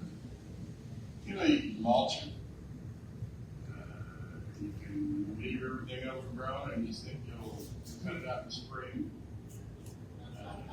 You can chill it all under, which is not, we don't recommend this before because, you don't want to spend a lot of time chilling and then go ahead and plant something for a few months and then go ahead and chill it up again and plant for another 2 or 3 months. Chill up again, so we're chilling up what do you muster a given year as far as what can we do? What's the best thing for it? So, these are the 4 things that I came up with. You cannot plant, just clean up every mulch. How many of you do that? 1 or 2, okay, that's fine. Not reason that you can't plant. You just don't want to do it. You don't want to mess with anything, and you don't want to have to mess with those much when it gets time to do it. So just, clean it up, remulch it a little bit, make it look decent, put it in bed for the rest of the winter. You can clean up, you can remulch, you can plant, and you can clear pieces around the garden. That's a lot of times we use that is, we see what the garden's doing this year, and then now this fall is a great time for big shrubs and trees and things like that. So we can go in, let a few bigger pieces around the garden, figuring out how big they are, or what kind of shade they have, and what they're going to do with the garden. Are they going to accent it? Are they going to take it away? Or what? You can plant all your annuals and look at it for 3 or 4 months. Some are going to die, some won't, but you got them. You don't have to worry about it. Or you can plant some gardens and great foods for them. So this is the way I chose to do, is to do the food part. All of them are edible to some extent, and we can go on and on about all the rest of them that are like this, but I just picked the top, I think, 28 or so. And which do you want to do? You think this is 1, 2, 3, or 4? 4. All right. You guys are doing good. All right. Anybody in here had Mizuno before? One person. Well, that's good. That's better than none. Mizuno is a great little fall plant. The Japanese mustard green and white, and it's every flavor. It comes in all different colors, but that's primarily the main color, the purple and green. It just gives you something unusual to work with and something different to do. Its frost tolerance is ideal for zone 8 plantings. So depending on who you're talking to, we're zone 7B, 8A. Kenyas being like this winter, soon will be an 8B. But it's great. It's ideal for this time. You can sow Mizuno seeds in the garden in late summer and harvest it on tender leaves throughout the fall. So many. So you can do specific spots. You can just do wild. You can do everything. Whatever makes it happy. And that's the neat thing about Mizuno. It can be just something to look at. It can be something that you put in particular for something, or it can just be a small amount of things that you planted just for several meals. Horseradish. Anybody like horseradish? Yeah, it's good. Got to try some horseradish every now and then. This is some of the examples of what it looks like from the kitchen. That's not real colorful at the top. It looks a little bit more like shale. But it just does good. And it's very spry, it doesn't deeper flavor, so you can see all of them there. So it'd be something good to use. One of my favorite things as a kid growing up was the mustard with horseradish in it. Anybody have that before? Oh, you got to get it at the store. That is good. And they have some that are hotter than others, but overall it's a pretty good flavor. It's dry, cooler environment. We're learning looking as this, because we don't know what's going to happen. Who would have thought that the first week or so of September is going to be 50 degrees outside and rainy, all of you. Who knows? But it dries in a cooler environment at cheaper conditions to support horseradish growth very well. The vegetable is rather resilient and can handle frost really well. You can see there's not a lot on top, but it produces most of its work is going on in the root, so that it gives you something fun to work with. You can grow horseradish from root cuttings.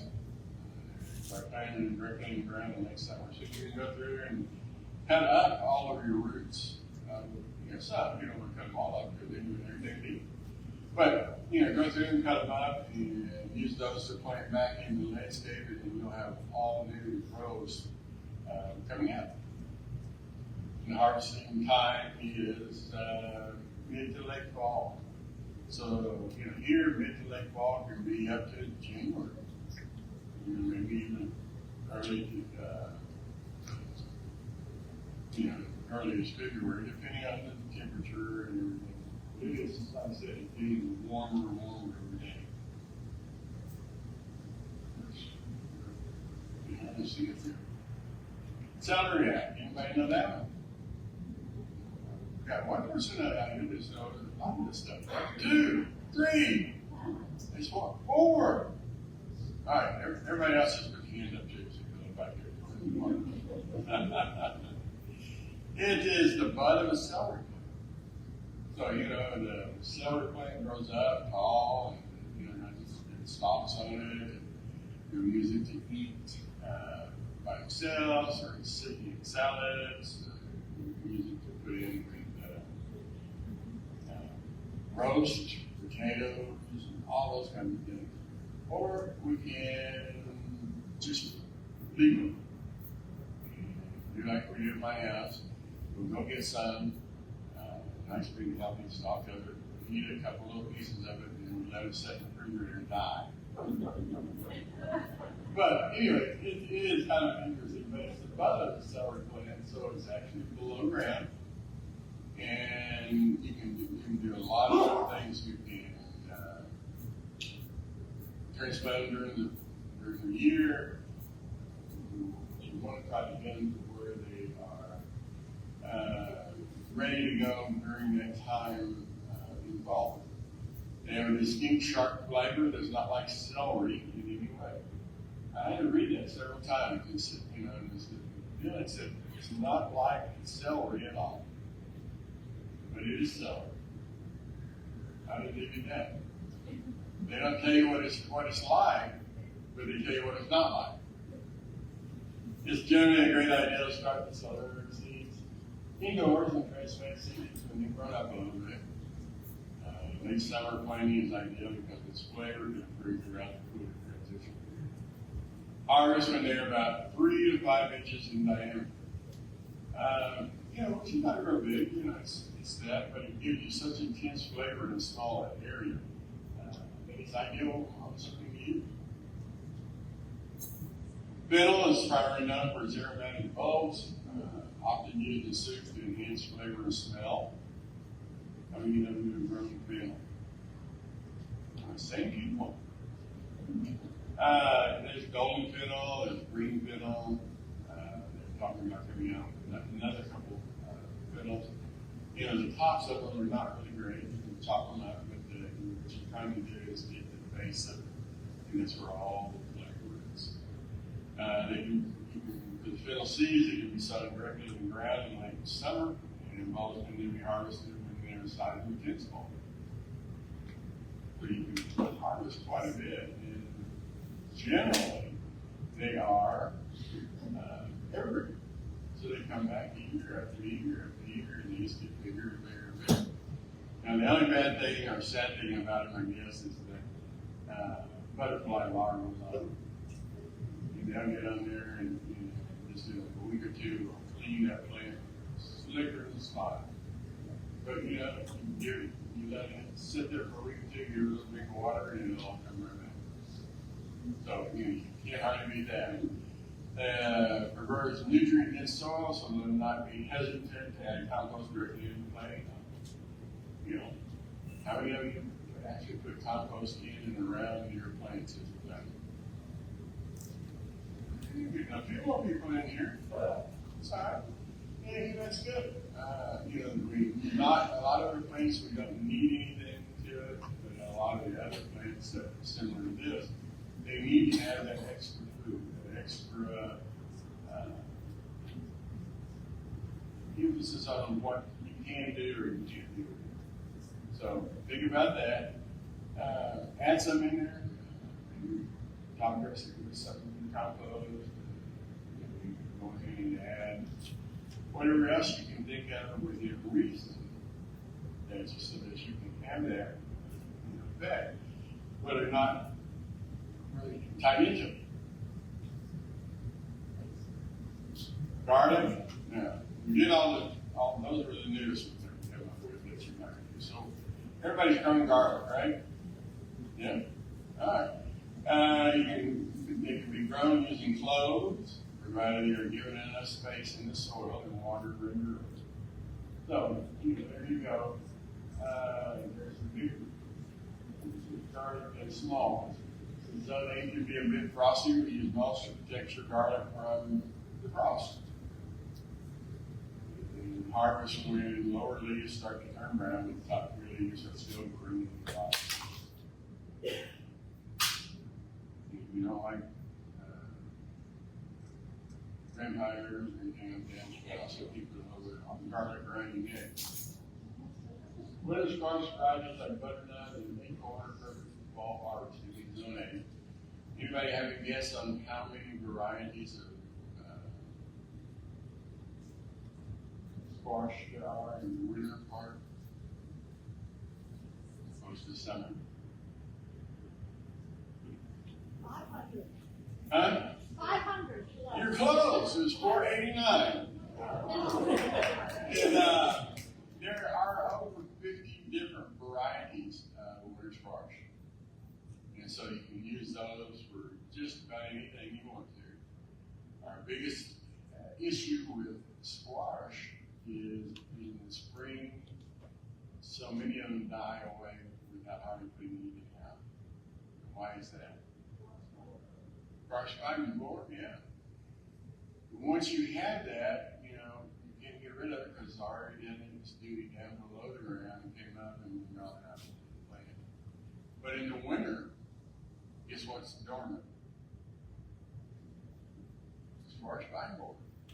So if it's dormant, then you've got some other things that are going well as far as nutrients and water and all those kinds of things, then you don't have that issue of all those insects causing problems.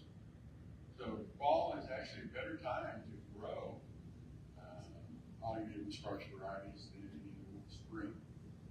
They have a mildly sweet and nutty flavor, almost like a mix between sweet potatoes and pumpkins. Not too bad. Pick your favorite winter squash variety, start seeding indoors and transplant the seedlings into the ground early in the summer.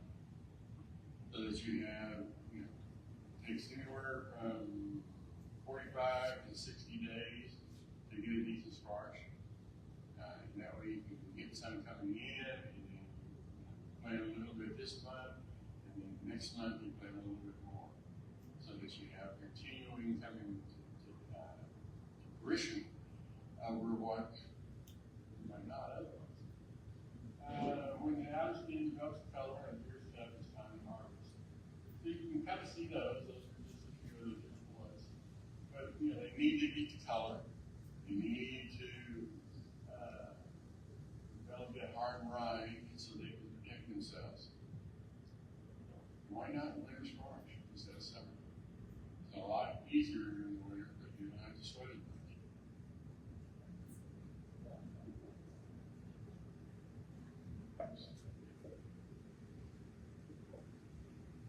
Sorrel. This is a kind of a fun one, and I looked it up to see if I could find a good picture of it. They had hundreds of varieties of sorrel, and every color from like this to darker to lighter, some with the veins showing, some with not. But the interesting thing about it is that it's a very excellent source of fiber for daily vitamins. So you can pick it up and tear it up and put it in a salad. You can tear it up and cook with it. It has a wonderful taste. It's slightly acidic, but it's very tangy, and it can be a great addition to your stews and healthy smoothies. Make your smoothies. There you go. I'm just going to talk to you, okay? Salad. Sow your sorrel seeds in the ground. Throw it around early fall and provide a consistent moisture for optimal growth. So if you plant them in early fall, it's going to take you 30 to 45 days to come up. And then you're going to have it for 2 or 3 months so that you can do a lot of fun things with it, things that you normally wouldn't be doing because you're going to the grocery store and buying your vegetables. This is something you're growing yourself that can, it can be fun, it can be something different. And then you can hold up one of those pieces like that and say, hey, anybody know what this is? And everybody go, huh? Huh? No, it's sorrel. Sow sorrel seeds in the ground somewhere around early fall, providing consistent moisture for optimal growth. You can easily get them to March, about a little later. Because sorrel seeds like frosty soils, they can handle frost very well. So for our area, when we do get the frost, it'll do well. And don't get frost, it'll do well. And then we give you just a little slight frost for the night. It still does pretty good. So we're better than you ask for that. All right, everybody knows carrots, right? So those are the new ones that we had. So carrots are fun. They don't realize that their characteristic sweetness is only during the cold weather. Why would that be?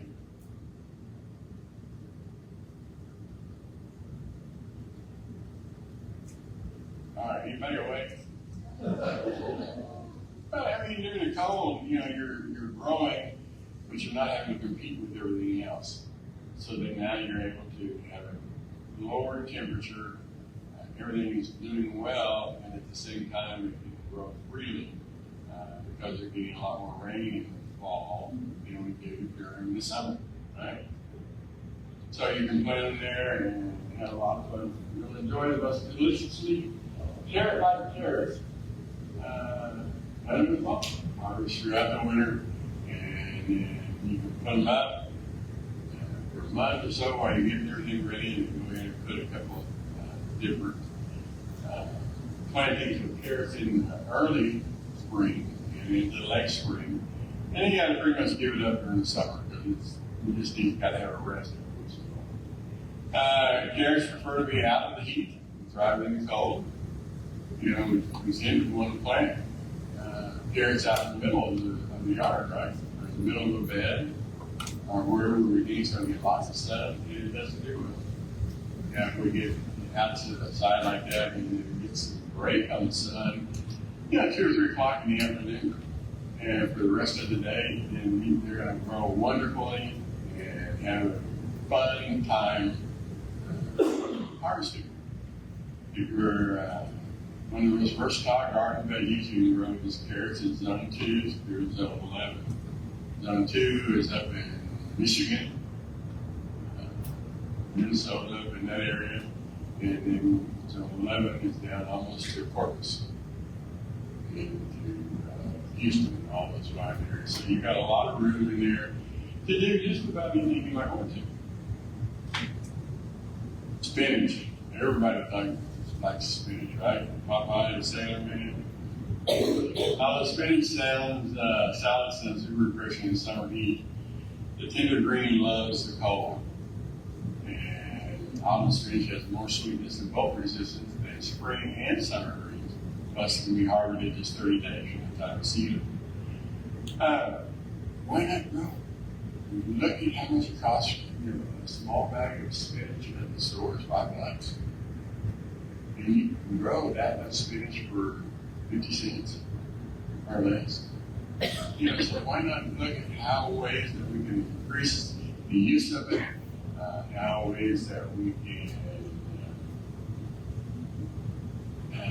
add something to it to give it something different, or sometimes we just want a little bit of spinach salad, or just a little, maybe like a little bit of arugula or something like that. Just light and easy to take out. Fall spinach can be sown in late summer and picked throughout the fall.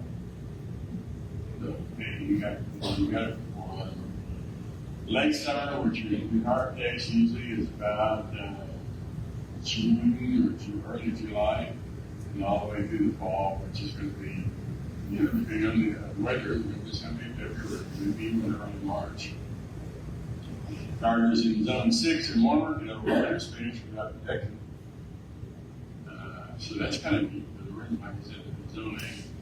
So we can overwinter without any extra protection and keep it going for another month or two. The greens can often even regenerate with the need of blowing of snow. So if you've got some good spinach going on out there, and all of a sudden you wake up one morning and it's 35 degrees and covered in snow, you don't necessarily have to worry about it. Because more than likely it's going to come on up and poke out underneath that snow and be happy as can be. If you prolong your harvest, be sure to snap the outer leaves and keep the center growing on from tax and keep reducing the leaks. Turnips. Everybody needs a turnip or two. Hardy, ground hardy roots are tolerant of moderate frost and produce nice edible greens to spice up fall dishes. Quick growing salad turnip, you have types that can grow up to radish size in under 40 days. So you can have a little bitty radish, turnip, or you can have big turnip. This depends on what you want. Saw a guy one time, and he said, "Look at my turnip." And it was big around the dinner plate. And about that long, I said, "That is huge." He said, "Yeah, you know what? It tastes terrible."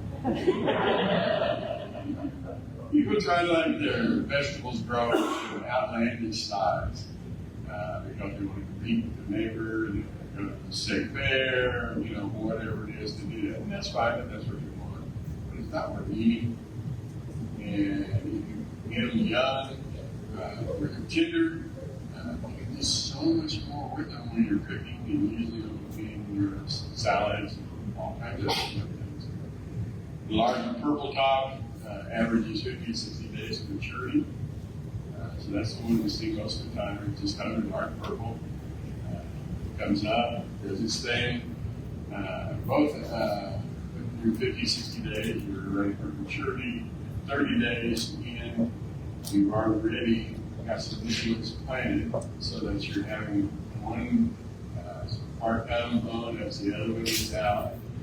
And then 50, 30, 45 days later, you plant another one that comes on. So that you can have a continuous use of turnips in the fall.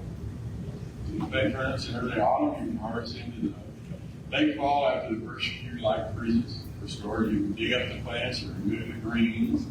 You store the roots in a cooler at 32 to 40 degrees for 4 to 6 months. Pull them out as needed for stew, roast, soup, anything that you want to just put in some, turnips. Onions, got it. Now let's get into fun. What is an onion? What is a scallion? Does anybody know the difference? No?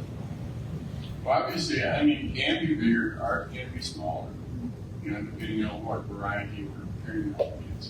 But as a rule, onions are going to be a little bit bigger than scallions. The scallions get a little bit too rough or too tough when they get really big, and so they're not much good for anything. Whereas onions, you can pull them just barely up, and just have a little bit. You can pull 3 days later, 3 days later, and you can have a successive run of them for 60 to 90 days. You can use row cover or deep mulches to encourage them to be really dormant over the winter. You're going to be sprouting this spring. Everybody know what a row cover is? And just like we're sprouting out. Row cover is a fabric. It looks like cotton batting. It uses cellulose. Maybe in the US, so that's right there. It looks like cotton batting. And we can use that on so many of our plants, vegetables, trees, shrubs, whatever we want. Because you wrap it around a couple times, it will lower, which variety you get, but it will lower the overall temperature where that plant is wrapped up by 5 to 12 degrees. And a lot of times we're snowing at 35 outside. It's snowing, coming down, it's cold.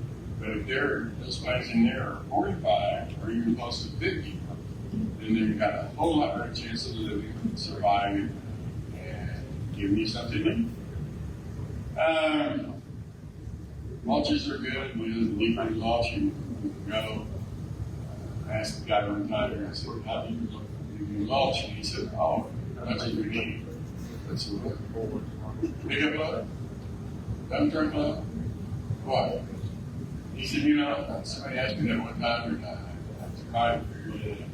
So finally, at the end of one particular group of things we were planting, I just had to truck them in cover. You know, so he said, I have probably 8 to 10 inches of mulch to be even grow. He said, yeah, it's really water. But they found their way through it, and he went up, and then they were one the rest of the year because they had the root zone developed and ready to work. They're best planted in August and September. You can also pull them sooner for holiday. Start with seeds, transplants, and hanging sets for rural root. See them an inch apart in rows that are 6 inches apart. So that you've got plenty of room to grow.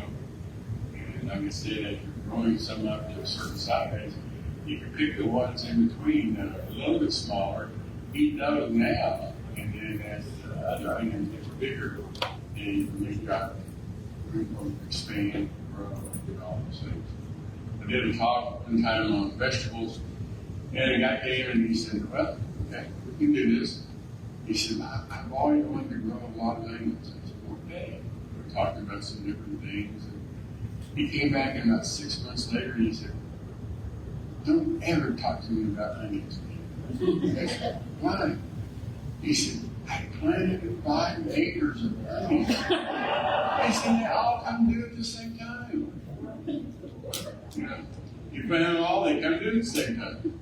So if you're ever going to do 5 acres of onions, you want to start maybe a third of an acre this week, a third of an acre next week, and so on and so on. So that you have them scattered out. It's a lot easier to do. Over winter, onions are best planted in August and September. Once they are 6 to 12 inches tall, use a knife to individually harvest green onions and scallions for your autumn meals. I mean, you can add those to anything you're cooking, any kind of stew, any kind of soup, any kind of things that are going to give you things that need a little bit of extra zest, but not too much.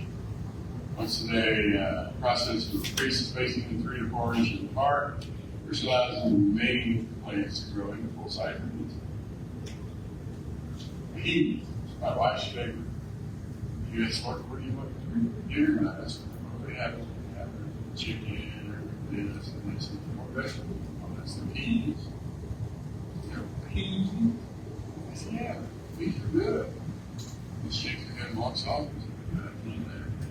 Whether you prefer sugar snaps, no peas, or chili peas, you love chili peppers. Once they're rooted in place, they can handle temperatures slightly below freezing.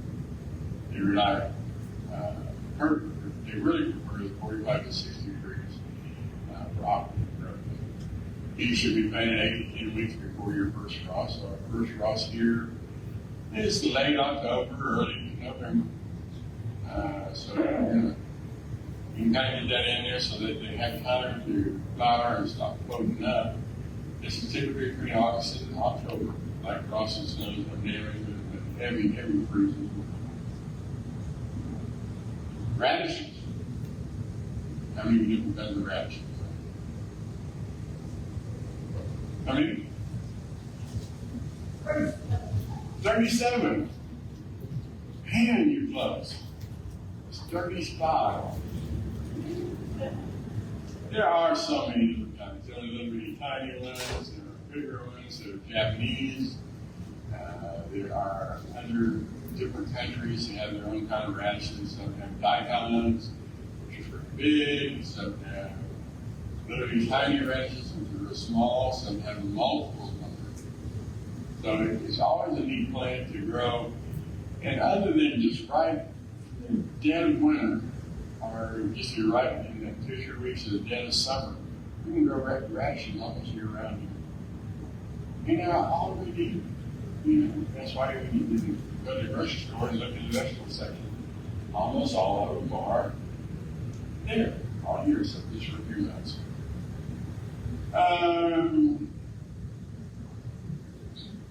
The roots also come in purple, white, pink, yellow, black.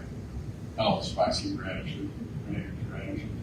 They can really be too. Some of them are not only are they spicy, not only are they different colors, but they can really be interesting in what you use them and how you use them, what what you could be. Red radishes take 4 to 6 weeks before you're expecting first frost. Cover fall radishes are row covered, protected from flea beetles and unexpected cold snaps. Northern growers may plan to harvest autumn radishes before hard frost, remove the greens and store them in the refrigerator for winter use. Southern growers can hold them in the garden and pull as needed, just obviously don't let it get too oversized. The bigger they get, the more fit they are. Beets. Semi-hardy and enjoy the cool weather both spring and fall. They're members of the Chinooks. Oh, yes. Family along with chard and spinach. Seed beets are even transplants throughout the fall until about 2 weeks before your first heavy freeze. If your ground breathing is too hard, you may risk the roots splitting, rotting, or reducing storage time. However, light frost are just fine to even yield sweeter roots, such as the reptile that beat ground. Huh? It's not bad, actually. Beets can be dug in late autumn, March, and stored for up to 6 months in the refrigerator, crisper drawers. In milder climates, they need to be stored in the ground, needed throughout the winter. Kale. This is frost tolerance and continuous yields. Kale is a coincidental fall veggie. While the heat can turn the kale into bitter, the cold actually sweetens it. So again, we're finding things that really take advantage of the cold. The hot can get sweet. And sweeten everything by being a little bit colder, slows down that active growth and increases the root. Kale is a semi-cold, down to a frigid -10. Rarely are we ever going to get -10. It's a big part of down south, you can get less and less shades. But, got to think about that. Alternatively, seed kale indoors during July or August, transplant them in September, gives enough time to grow vigorous roots and strong leaves before it takes full leaves. We get to harvest kale regularly. Perhaps the best thing about this autumn green is its eagerness to keep yielding as you pick it. Just remember to pull the oldest leaves first and always leave the center intact. That way you have a continual part of it coming back. And last year, ever. And it's fun. Cauliflower. All right. Fall soups and roast will start the same without cauliflower. All right, everybody's fall soup. The brassicilla is hardly in zones 2 through 11 can't handle as extreme cold as kale because they take up to 10 weeks to mature. Replanting is the best fall cauliflower. Cauliflower first to grow at mile 50, 60, it's 60 to 70% of the vegetative growth before cold season. You use cold spray to protect cauliflower that's planted later, so that again you can have quite a bit of time. Broccoli. Anybody like broccoli? All right, got a few more people in the way. Compared to spring broccoli, autumn's cooler temperatures, shorter day length, and more predictable conditions make this a perfect time of year for growing these little green plants. In most growing zones, bucket season also brings more rains and even more moisture to help broccoli thrive. Broccoli needs to be planted at least 8 weeks before the expected first frost. Like cauliflower, you'll need to sow seeds indoors in June or July in order to reach the crop.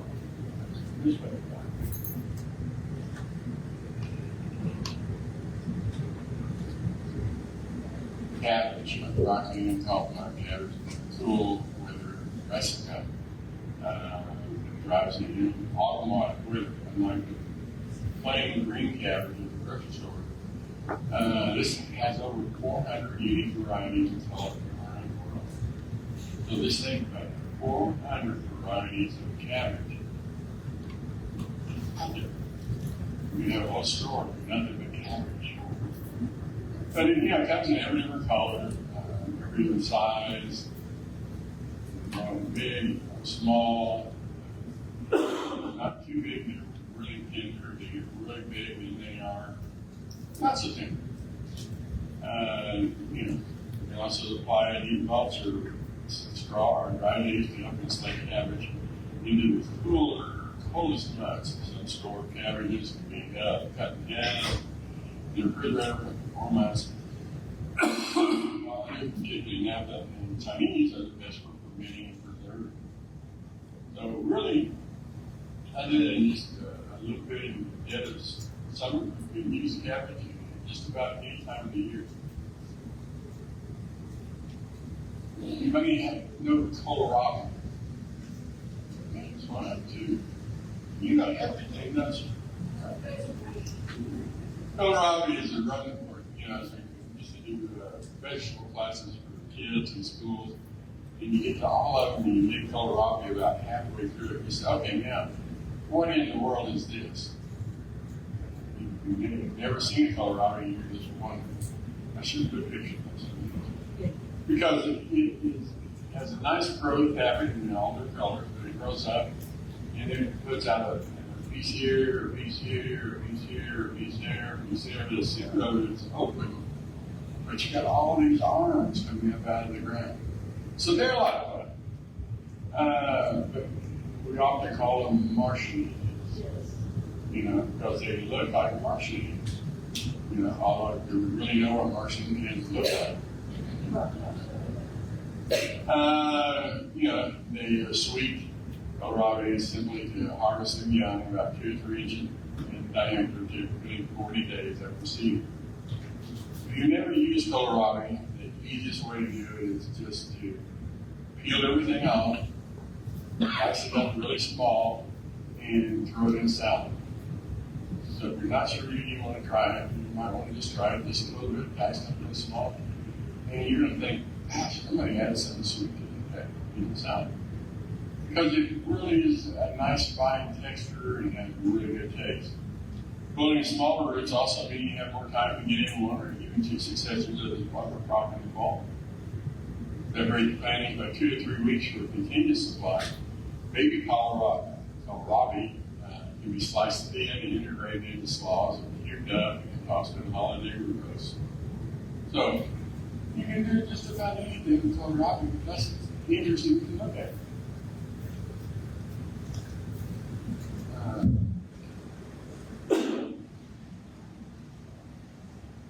Swiss chard, often called rainbow chard, or Swiss chard, or a number of different other things along that line. Because they're vibrant colors, these breed to oaks grown year-round, spring plantings of chard, cyberdam, and unfall vines. So, what other vegetables do we have out there that you can grow 10 or 11 or 12 months a year? Not very many, right? And it'll give you so much. Again, if you're younger, you pick them. And the more delectable they're going to be, and the more sugar they're going to be. Enjoy big, crisp rainbow leaves by early October. Ultimately, you can see baby chard, much like baby lettuce, and enjoy a good crop of tasty salad greens. Make sure to leave at least 1 to 3 inches between each plant to prevent overcrowding and ensure quality yield. So, why not use chard? Anybody like the chard? Same people.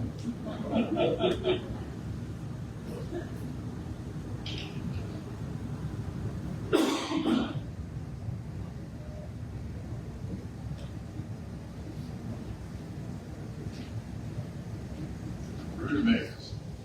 Originating in Scandinavia, rutabagas are a plum root relative with cabbage and turnip. They have a distinctive buttery and bitter savory flavor with good texture and reminiscent of potatoes. They tough roots. Roots stand like freezes and are perfectly fine to be harvested in or after the first frost of the fall. Rutabagas are often called Swedes in Great Britain, are far more popular across the continent than in America.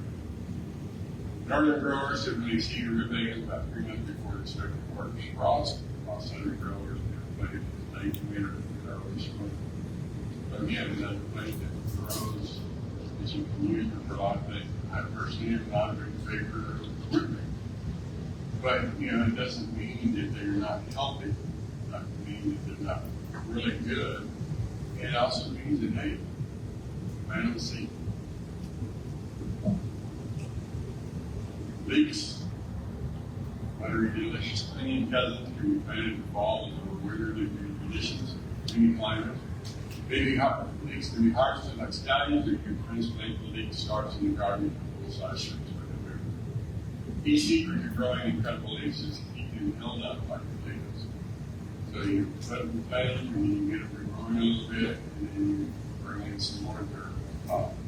Grows a little bit, you bring in some more dirt on top, and you bring in some more dirt. Until you can get them held up like that.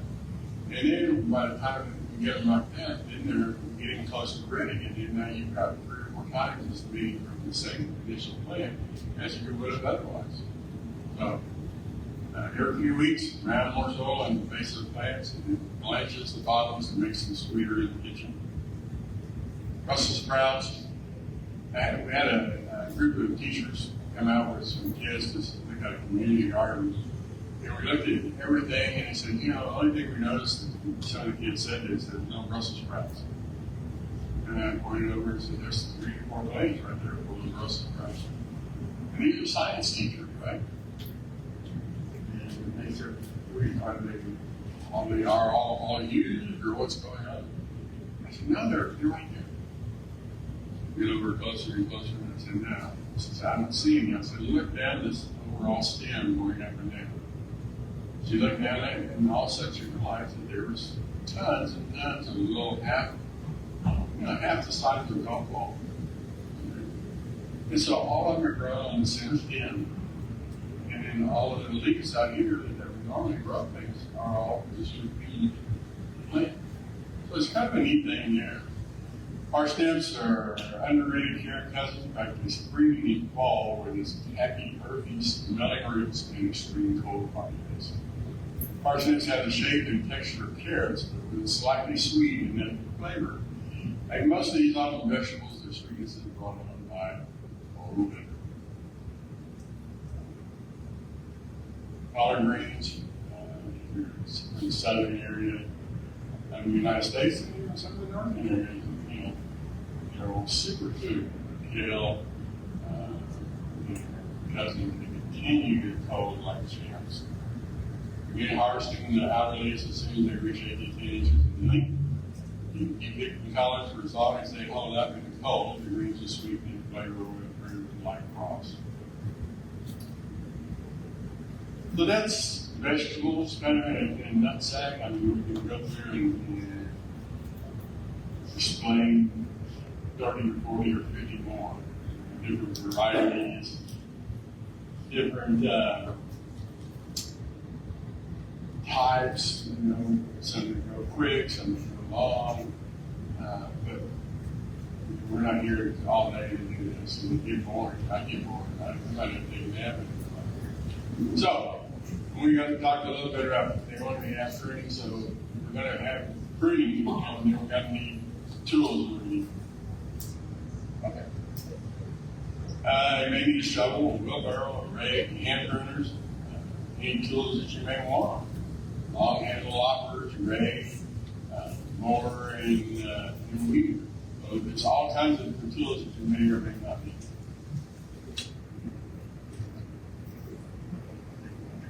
Fall and winter, decide what are the minimal amounts of pruning that should be done for trees, shrubs, perennials, and vegetables.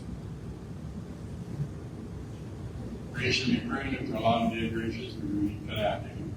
We need to get more shade of sun in areas that we're planting for the fall and winter. Raising canopy, something to give it more sun in the areas we're planting and pruning for overall general health of the tree. Shrubs that we need to dump up in the areas. We need to fill in some areas that plants are dying up. We want to pull out some old plants that are overgrown and need some help. Do we need to prune the shrubs that are like that point in spring? Those are questions we have to answer for ourselves each and every year, in each and every different parts of the season.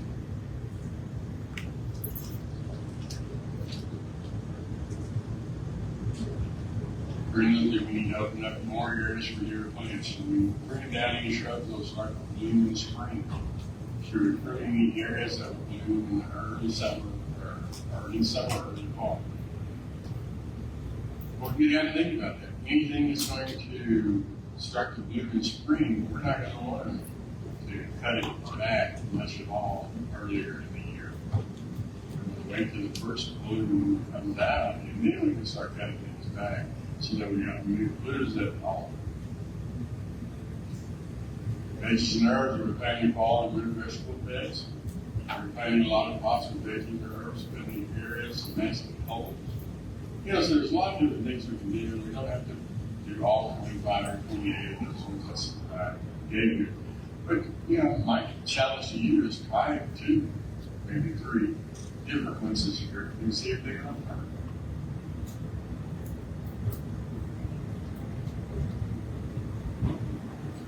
Thanks for coming today and listening. You know, if you took something with you for help in the future.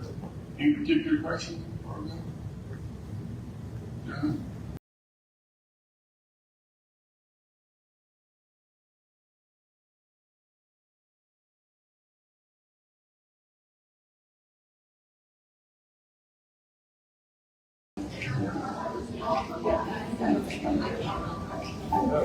Alright, perfect.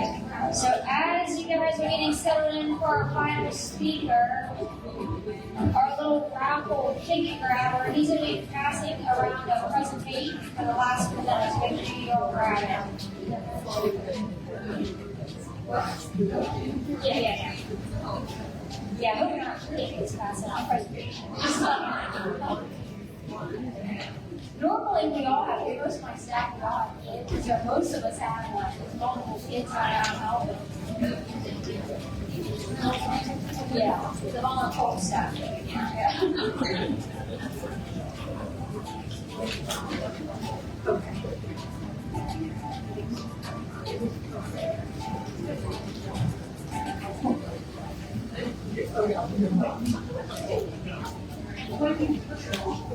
Alrighty, we'll go ahead and slowly get started here. Final reminder that if you guys have those evaluation forms that we handed out at the very beginning, whenever you came in, please fill those out. Or just find one of us in a blue shirt and tell us how you like us, kind of get feedback. We did pick a different venue this time. So thank you guys that you have. Pretty flexible and understanding, and we've been used and had to change things up a little bit. So yeah, definitely. If you guys have not grabbed it, does everyone here have a presentation? Everyone have one? Yes. If you do not have the presentation, can you put your hand up real quick so we can?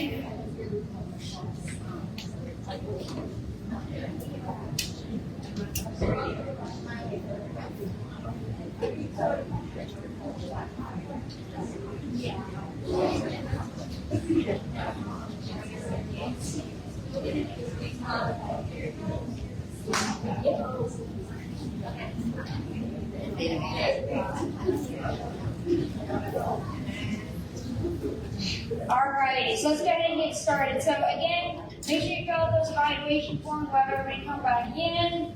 Make sure that you are still holding on to your raffle tickets. We have one more, well, I guess technically 3 giveaways at the end after this. So after this is all done, we'll give away a rain barrel. We have another plant and 1 more bench. Alright, so our final speaker, first of all, did everyone have Natalie, who's our final speaker? Everyone has a presentation for now. Okay, perfect. Alright, so Natalie graduated with a Bachelor of Science in Geography from the University of North Texas in 2021. After graduating, Natalie worked as the coordinator for the Upper Trinity Groundwater Water Conservation District. That's a mouthful. Yeah. She joined the City of Fort Worth's Environmental Services Department as a planner and the Keep Fort Worth Beautiful coordinator in 2023. She's currently working towards her graduate degree in public administration and is expected to graduate in May 2027. Natalie works to maintain Keep Fort Worth Beautiful programs as well as assist or lead special projects for the department. She's passionate about the environment and works to educate others about the importance of environmental stewardship. So without further ado, Kimberly. Hi everyone, thank you so much. Let me try to take this one. Okay, there we go. I might walk around. So today, as you know, our final presentation, I really appreciate all of y'all being here today. I'm just here to educate you guys and hope that you guys learn something about composting. If you guys have any questions, please feel free to raise your hand at any time, and I'll be looking out in the crowd just to see. Okay, so first, let's get started. What is composting? So composting occurs naturally in the environment. It's basically the natural process of whenever leaves fall, they form kind of like a layer over the soil, and eventually they decompose and they give nutrition to the soil for the plants and the trees and vegetation to grow in a more healthy way. So composting is essentially trying to create that cycle, it's essentially trying to create that cycle, but in a human version of it, so a man-made version of a natural cycle that exists. Why is it important? Well, there's a lot of reasons why it's important. The most important reason that I would like to highlight today is that nutrients percolate whenever it rains. And so whenever it rains, it releases nitrogen, improving the plant nutrition of the dirt. So essentially, this is something that we also try to recreate during composting. Sometimes, obviously we cannot predict the weather at all times. So whenever you do compost, that's why your compost piles, they have to be watered. Okay, let's go to benefits of compost. And so I gave you guys that packet so you guys can follow along a little bit. They have all of the slides on there if you guys have any questions about it. I know it's a little bit small, the slides are a little bit small. I was trying to save a little bit of paper and be a little green. So the benefits of composting. Obviously, it adds organic matter to the soil, which is something that we as humans always work to do, or we want to work to do.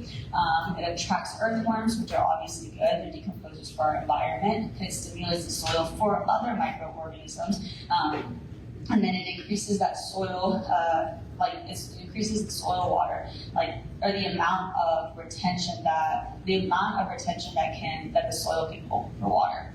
It also improves the internal drainage, and then it increases soil nutrition retention. It saves money on fertilizers for you guys and reduces food waste. As residents of Fort Worth, as this inner city, as residents of Fort Worth, we tend to take a lot of organic matter, and most of the time we throw that in the trash. And so composting is a really good way to divert the amount of organic matter that goes into landfills and turn it to composting instead. So now that we kind of went over what composting is, why it's important, benefits, I'm going to teach you guys how to build your own compost at home. So there's two basic rules. You pile it up and then you let it rot. Those are the only two basic rules that you need for composting, and we're going to get a little bit more into the weeds of it. So first, how to get started. You want to choose what's best for your situation. Somebody that lives out in a ranch or out on a farm obviously is going to have a completely different situation as opposed to somebody who may live in a small town home in the city or a home inside the inner city. So you really want to choose the best what the best situation fits for you. So there's vermicomposting, which is this bottom picture, this bottom picture right here, and then you have your rotating bins right here. You have your continuous composting bin, and then you have your pallet square bin. The pallet square bin is what we're going to be focusing on today, and I did receive a question in the Spanish presentation, when I was doing the Spanish version. I did receive a question asking how long it would take, and each of these take a bit of a different time. They have different time periods of when it'll be complete.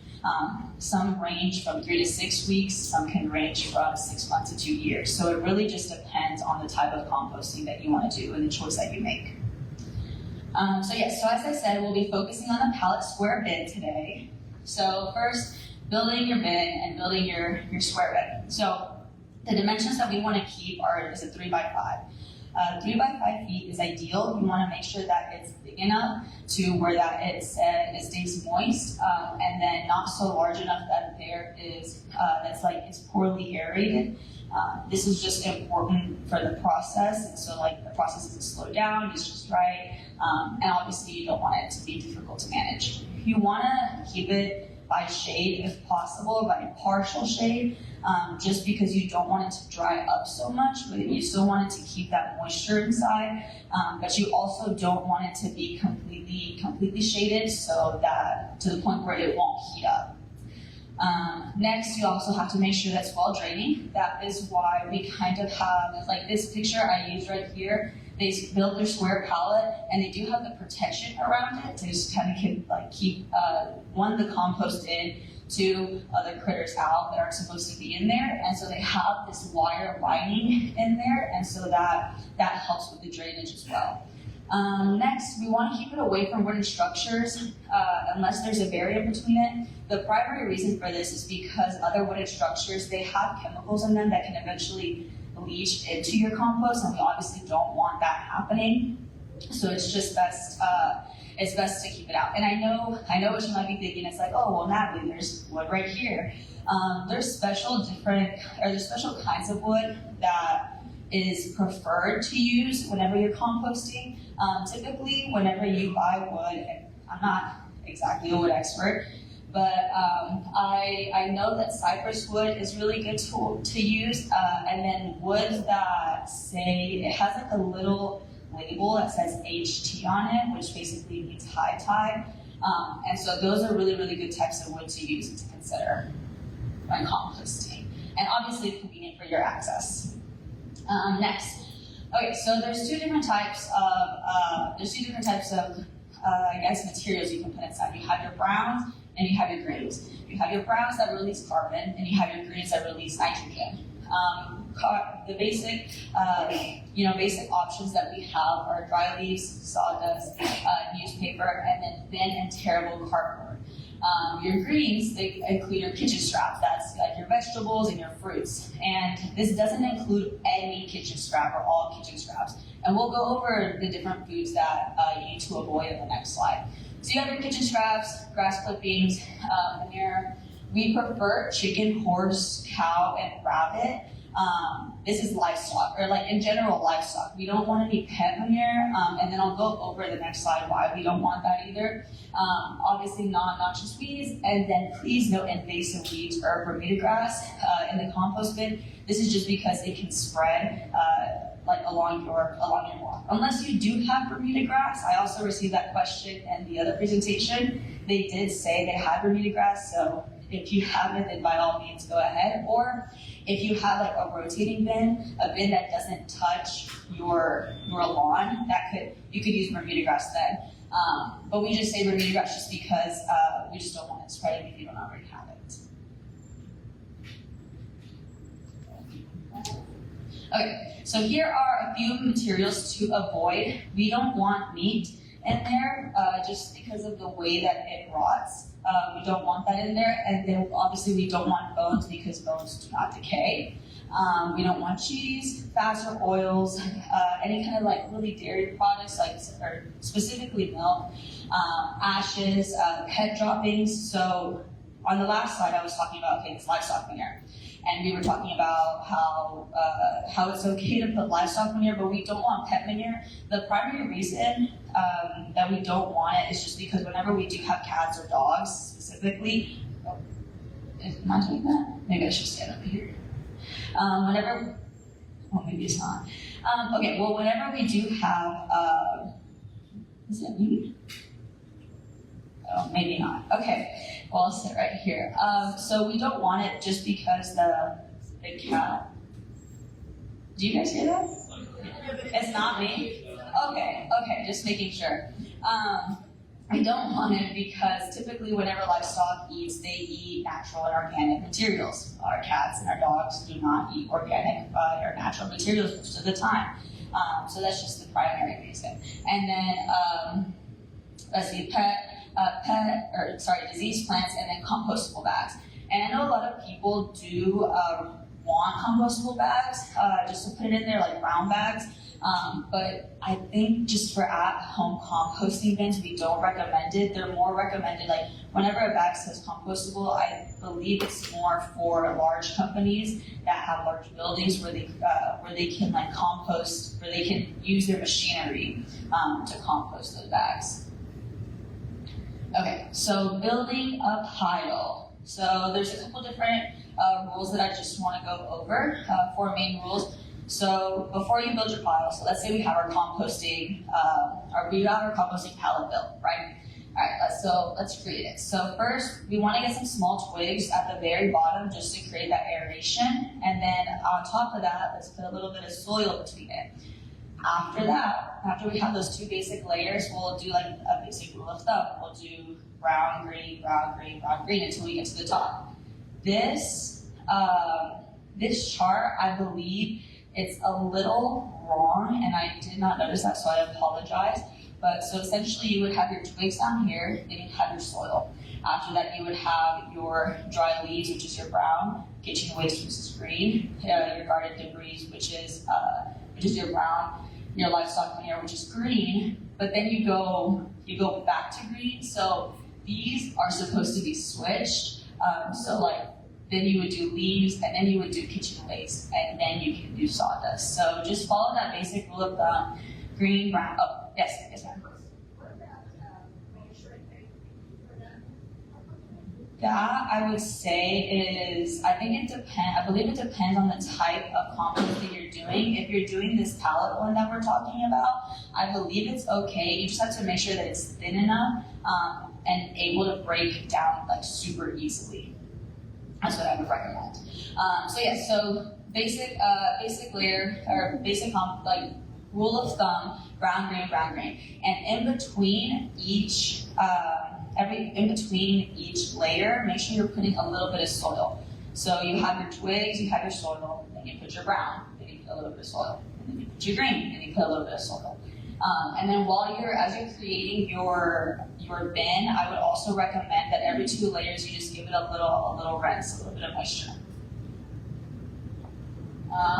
Okay, and so now we built our compost bin. Everything is going great. So there are 3 important steps that I would like you guys to focus on.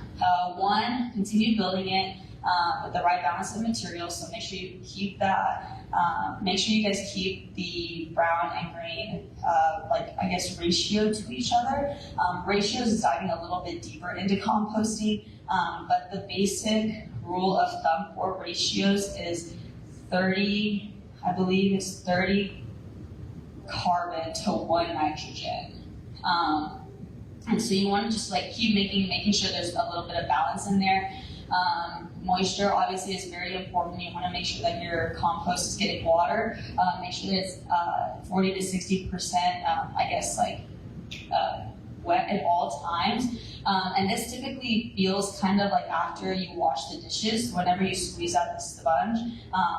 After you squeeze out the sponge and let it dry, that's kind of what it's supposed to feel like. I would say, water it 1 to 2 times a week. Obviously in Texas, it gets super duper hot in the summer, so you can, adjust as needed. And then obviously ventilation, you want to try to turn your compost at least once a month. Okay, next, decomposers. These decomposers are your friends. So I know earlier I was talking about this wire that we want to put out, that we want to keep out certain critters. Those are more like larger critters, like maybe an herbivore, like large herbivores. So the decomposers, these guys are your friends. So earwigs, roly-polies, or wood-loose. I've never heard the word wood-loose, but there are roly-polies. We know that that's roly-polies. Worms, centipedes, beetles, snails, and all like little microorganisms. Those guys are your friends. So they're more than welcome inside the compost. And the reason they're welcome inside the compost is because they help break down the process. Or they help break down the materials so that the process kicks in a lot faster. Okay, here are a few different common obstacles that you may run into with your compost pile. If you guys if we don't go through all of these, remember they are all on your sheet.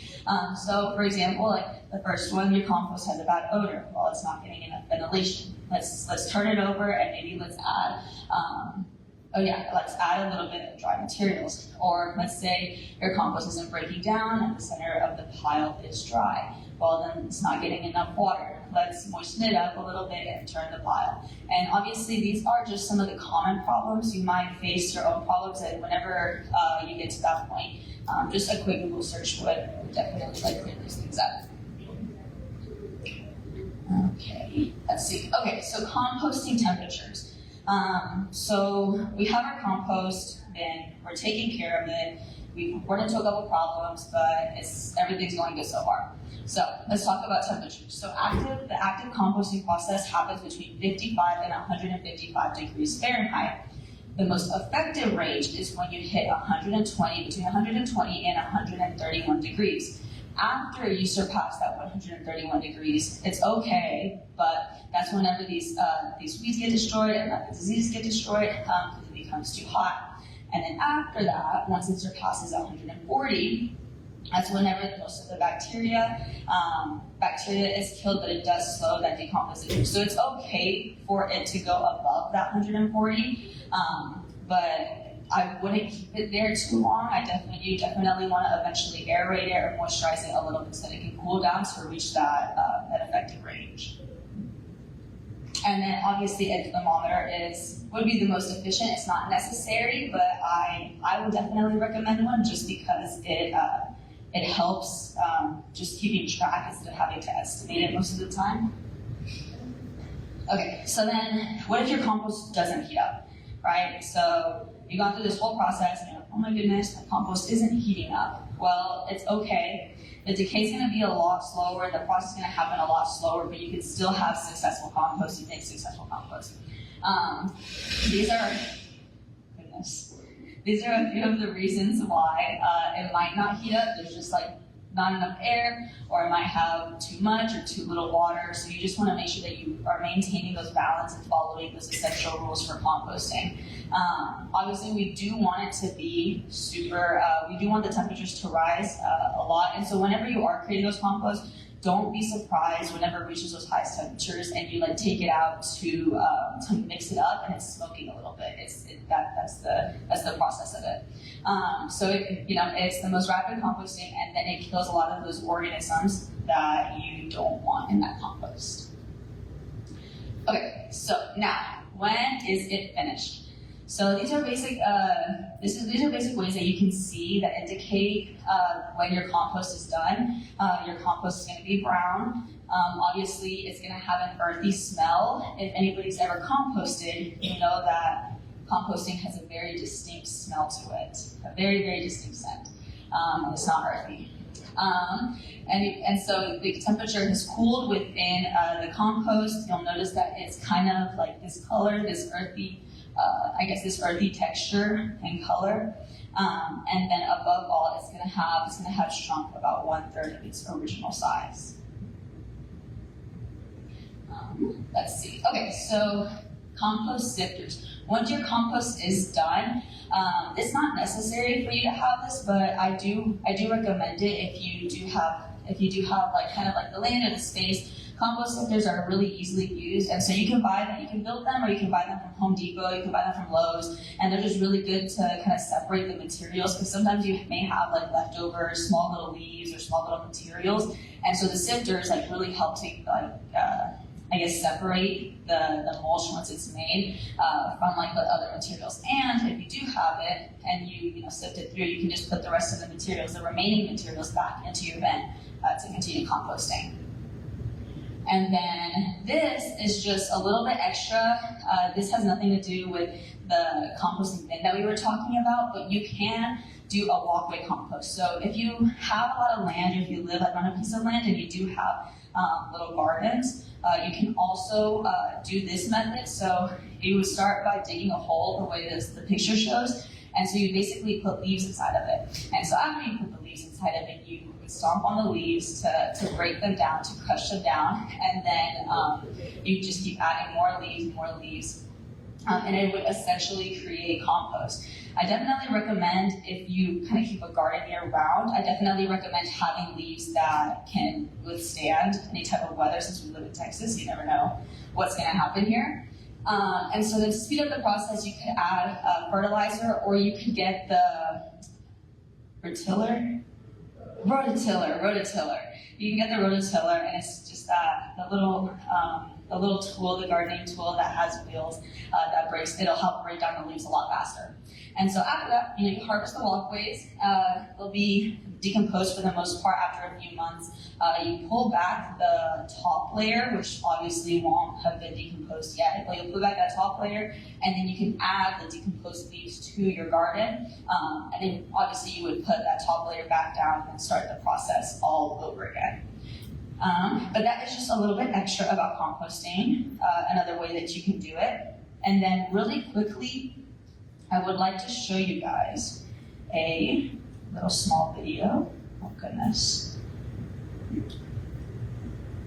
And this is just kind of like a 1-minute small video of like how you can build your compost bin.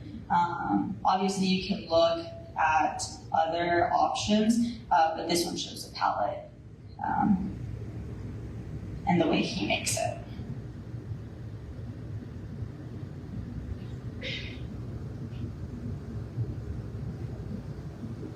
And so he's using cardboard here, which is acceptable. I would say that he probably has a lot of land, so the type of like vegetation and the amount of time that he's going to take is probably durable for the compost or like for the cardboard. But I also put that option, that other picture with the wires, just for you guys, if you kind of wanted to, I guess, have the process go by a little bit faster. So he uses wires, and so he just puts his compost in there, and it can be that easy. Quote, quote, easy. As easy as composting can get. And then really quickly, I also did want to show you guys this. I don't know if you guys have heard of Keep Forth Beautiful, but I am Keep Forth Beautiful Coordinator under the Environmental Services Department. We are an organization under the department of the city. And so what we do is basically provide a bunch of different programs and volunteer opportunities that are accessible to Fort Worth residents. And so one of the programs that we offer is a residential composting program. And so I don't know if you guys have ever seen this page, but it's called our Residential Food Waste Composting Program. It was a pilot program that was started off of a USDA grant back in 2019. And this is more, this was catered towards residents who kind of live in the city, but anybody that lives within the Fort Worth city limits is allowed to be a part of it. It's a one-time $20 fee, and essentially we give you 2 buckets. We'll give you a 5-gallon bucket and a 1-gallon bucket. I like to keep my 5-gallon bucket out on my balcony because I live in an apartment, and then my 1-gallon bucket under my sink. And so what I do is I fill it up with all these food scraps, and you get a little kit whenever you sign up of like do's and don'ts and FAQs. And so then, after I fill my bucket up, there are 21 different drop-off stations around Fort Worth where you can go drop your compost at. And these are just bins. These are just like large, think about like a large like trash can, like a residential trash can bin.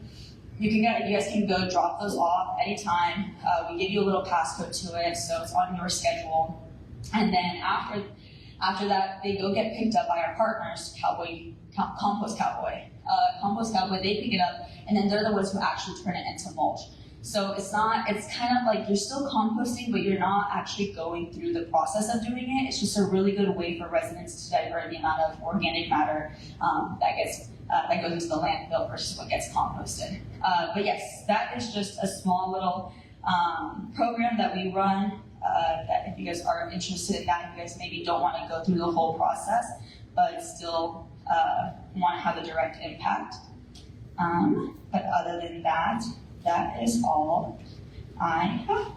Does anybody have any questions? Yes, ma'am. Oh, I believe this is a Spanish one. Hold on. Yes, ma'am.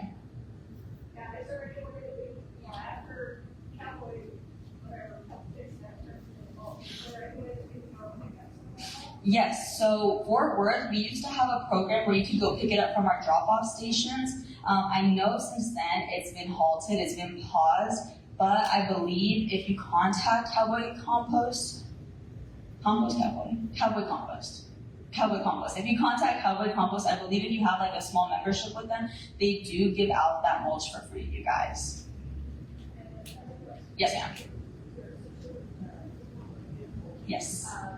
Do you know if, American people still have One more time, the what program? the graffiti program?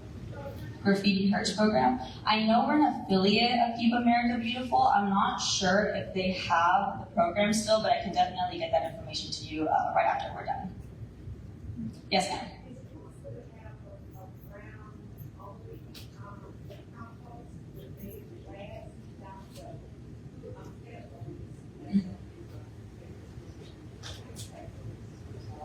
Gotcha. Mm-hmm.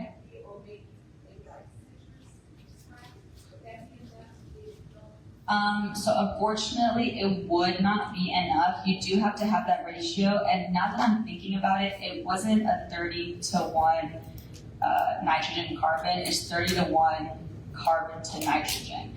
So even though you could have like most of that be, wait, now I'm confusing myself. Maybe I recommend doing your own research on the ratio. But I don't recommend doing the carbon just because it wouldn't work. Compost really needs that nitrogen in there. But if you are scared of the rodents and don't want to do that, I would definitely recommend the rotating option. That way you can keep it off of the ground and it can even be closed. If you don't want it to be like open like that or like this one, I would definitely recommend one of these. And that will probably keep the rodents away, let's say.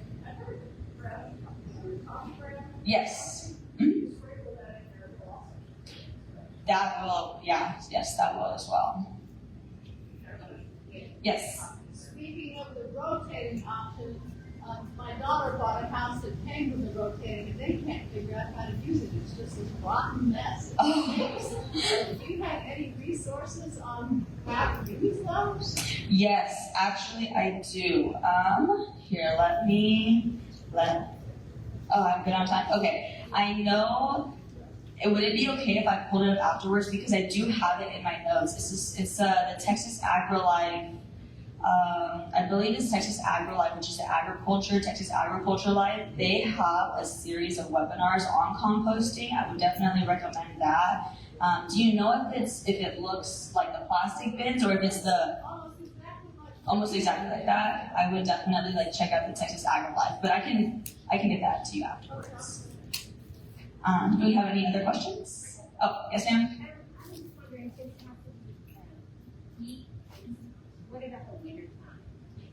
So it is possible to compost during the winter time, just understand that it's going to take a lot longer. So you remember how I was talking about the different time periods and the different options? Whenever you compost in the heat, you're looking at anywhere from 3 or 4 weeks to maybe 3 months. Whenever you compost in the cold or in the winter, you're probably looking at 6 months to 2 years. So it does take a lot longer. It's possible for you to do it. The time period or the time frame in which it's going to happen is just going to be a lot longer. Yes, ma'am.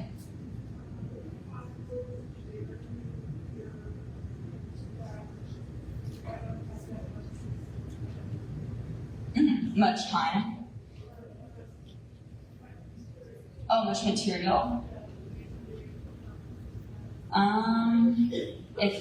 So you're asking if it is possible to just kind of bury them? Mm-hmm. I would say it's okay to bury them because as long as it's completely organic matter that you're putting into the earth, because above all, as long as what you're putting into the earth is organic matter, it'll decompose. The only I think worry that I would have there is maybe if you're okay with organisms going by it. So if you see a little some rodents, or if you see maybe some critters that you don't like, but other than that, it's completely okay to bury organic matter. Put it back into the earth. Yes, ma'am. Yes.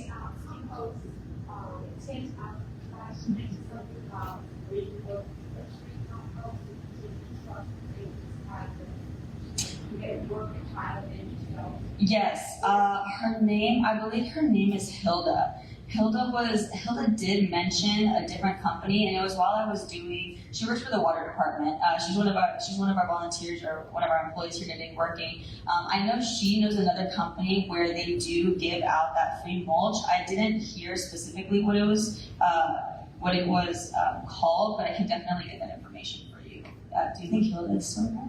Hilda is still here. I wish I could tell you, but I don't know. But yeah, we can definitely get you the answer. We can stick around for a couple more minutes. Yes, mulch. Yeah, sorry, I meant mulch. Yes, sorry. No, Hilda is still here, so we can definitely get you to her because I remember she did mention a company that that did offer that.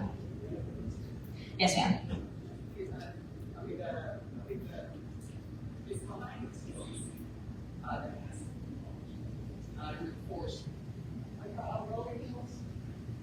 Yes. South Campus. Yes. Oh, gotcha. Do you know what it's called specifically? Do you know what the place is called or the building? Is Rolling Hills? Oh, okay. There you go. Mhm. The Forestry Department? Yes? Oh, okay, gotcha. Okay. There you go. Right behind TCC, Rolling Hills, Urban Forestry Department. Oh, yes.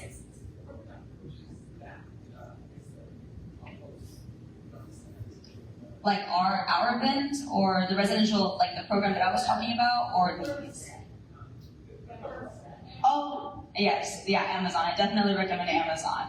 Amazon, they also offer them at your other shops like Home Depot, Lowe's, any kind of like crafty shop like that. But yes, does anybody have any other questions? If not, I would really like to thank you guys for having me today. I hope that you guys learned something.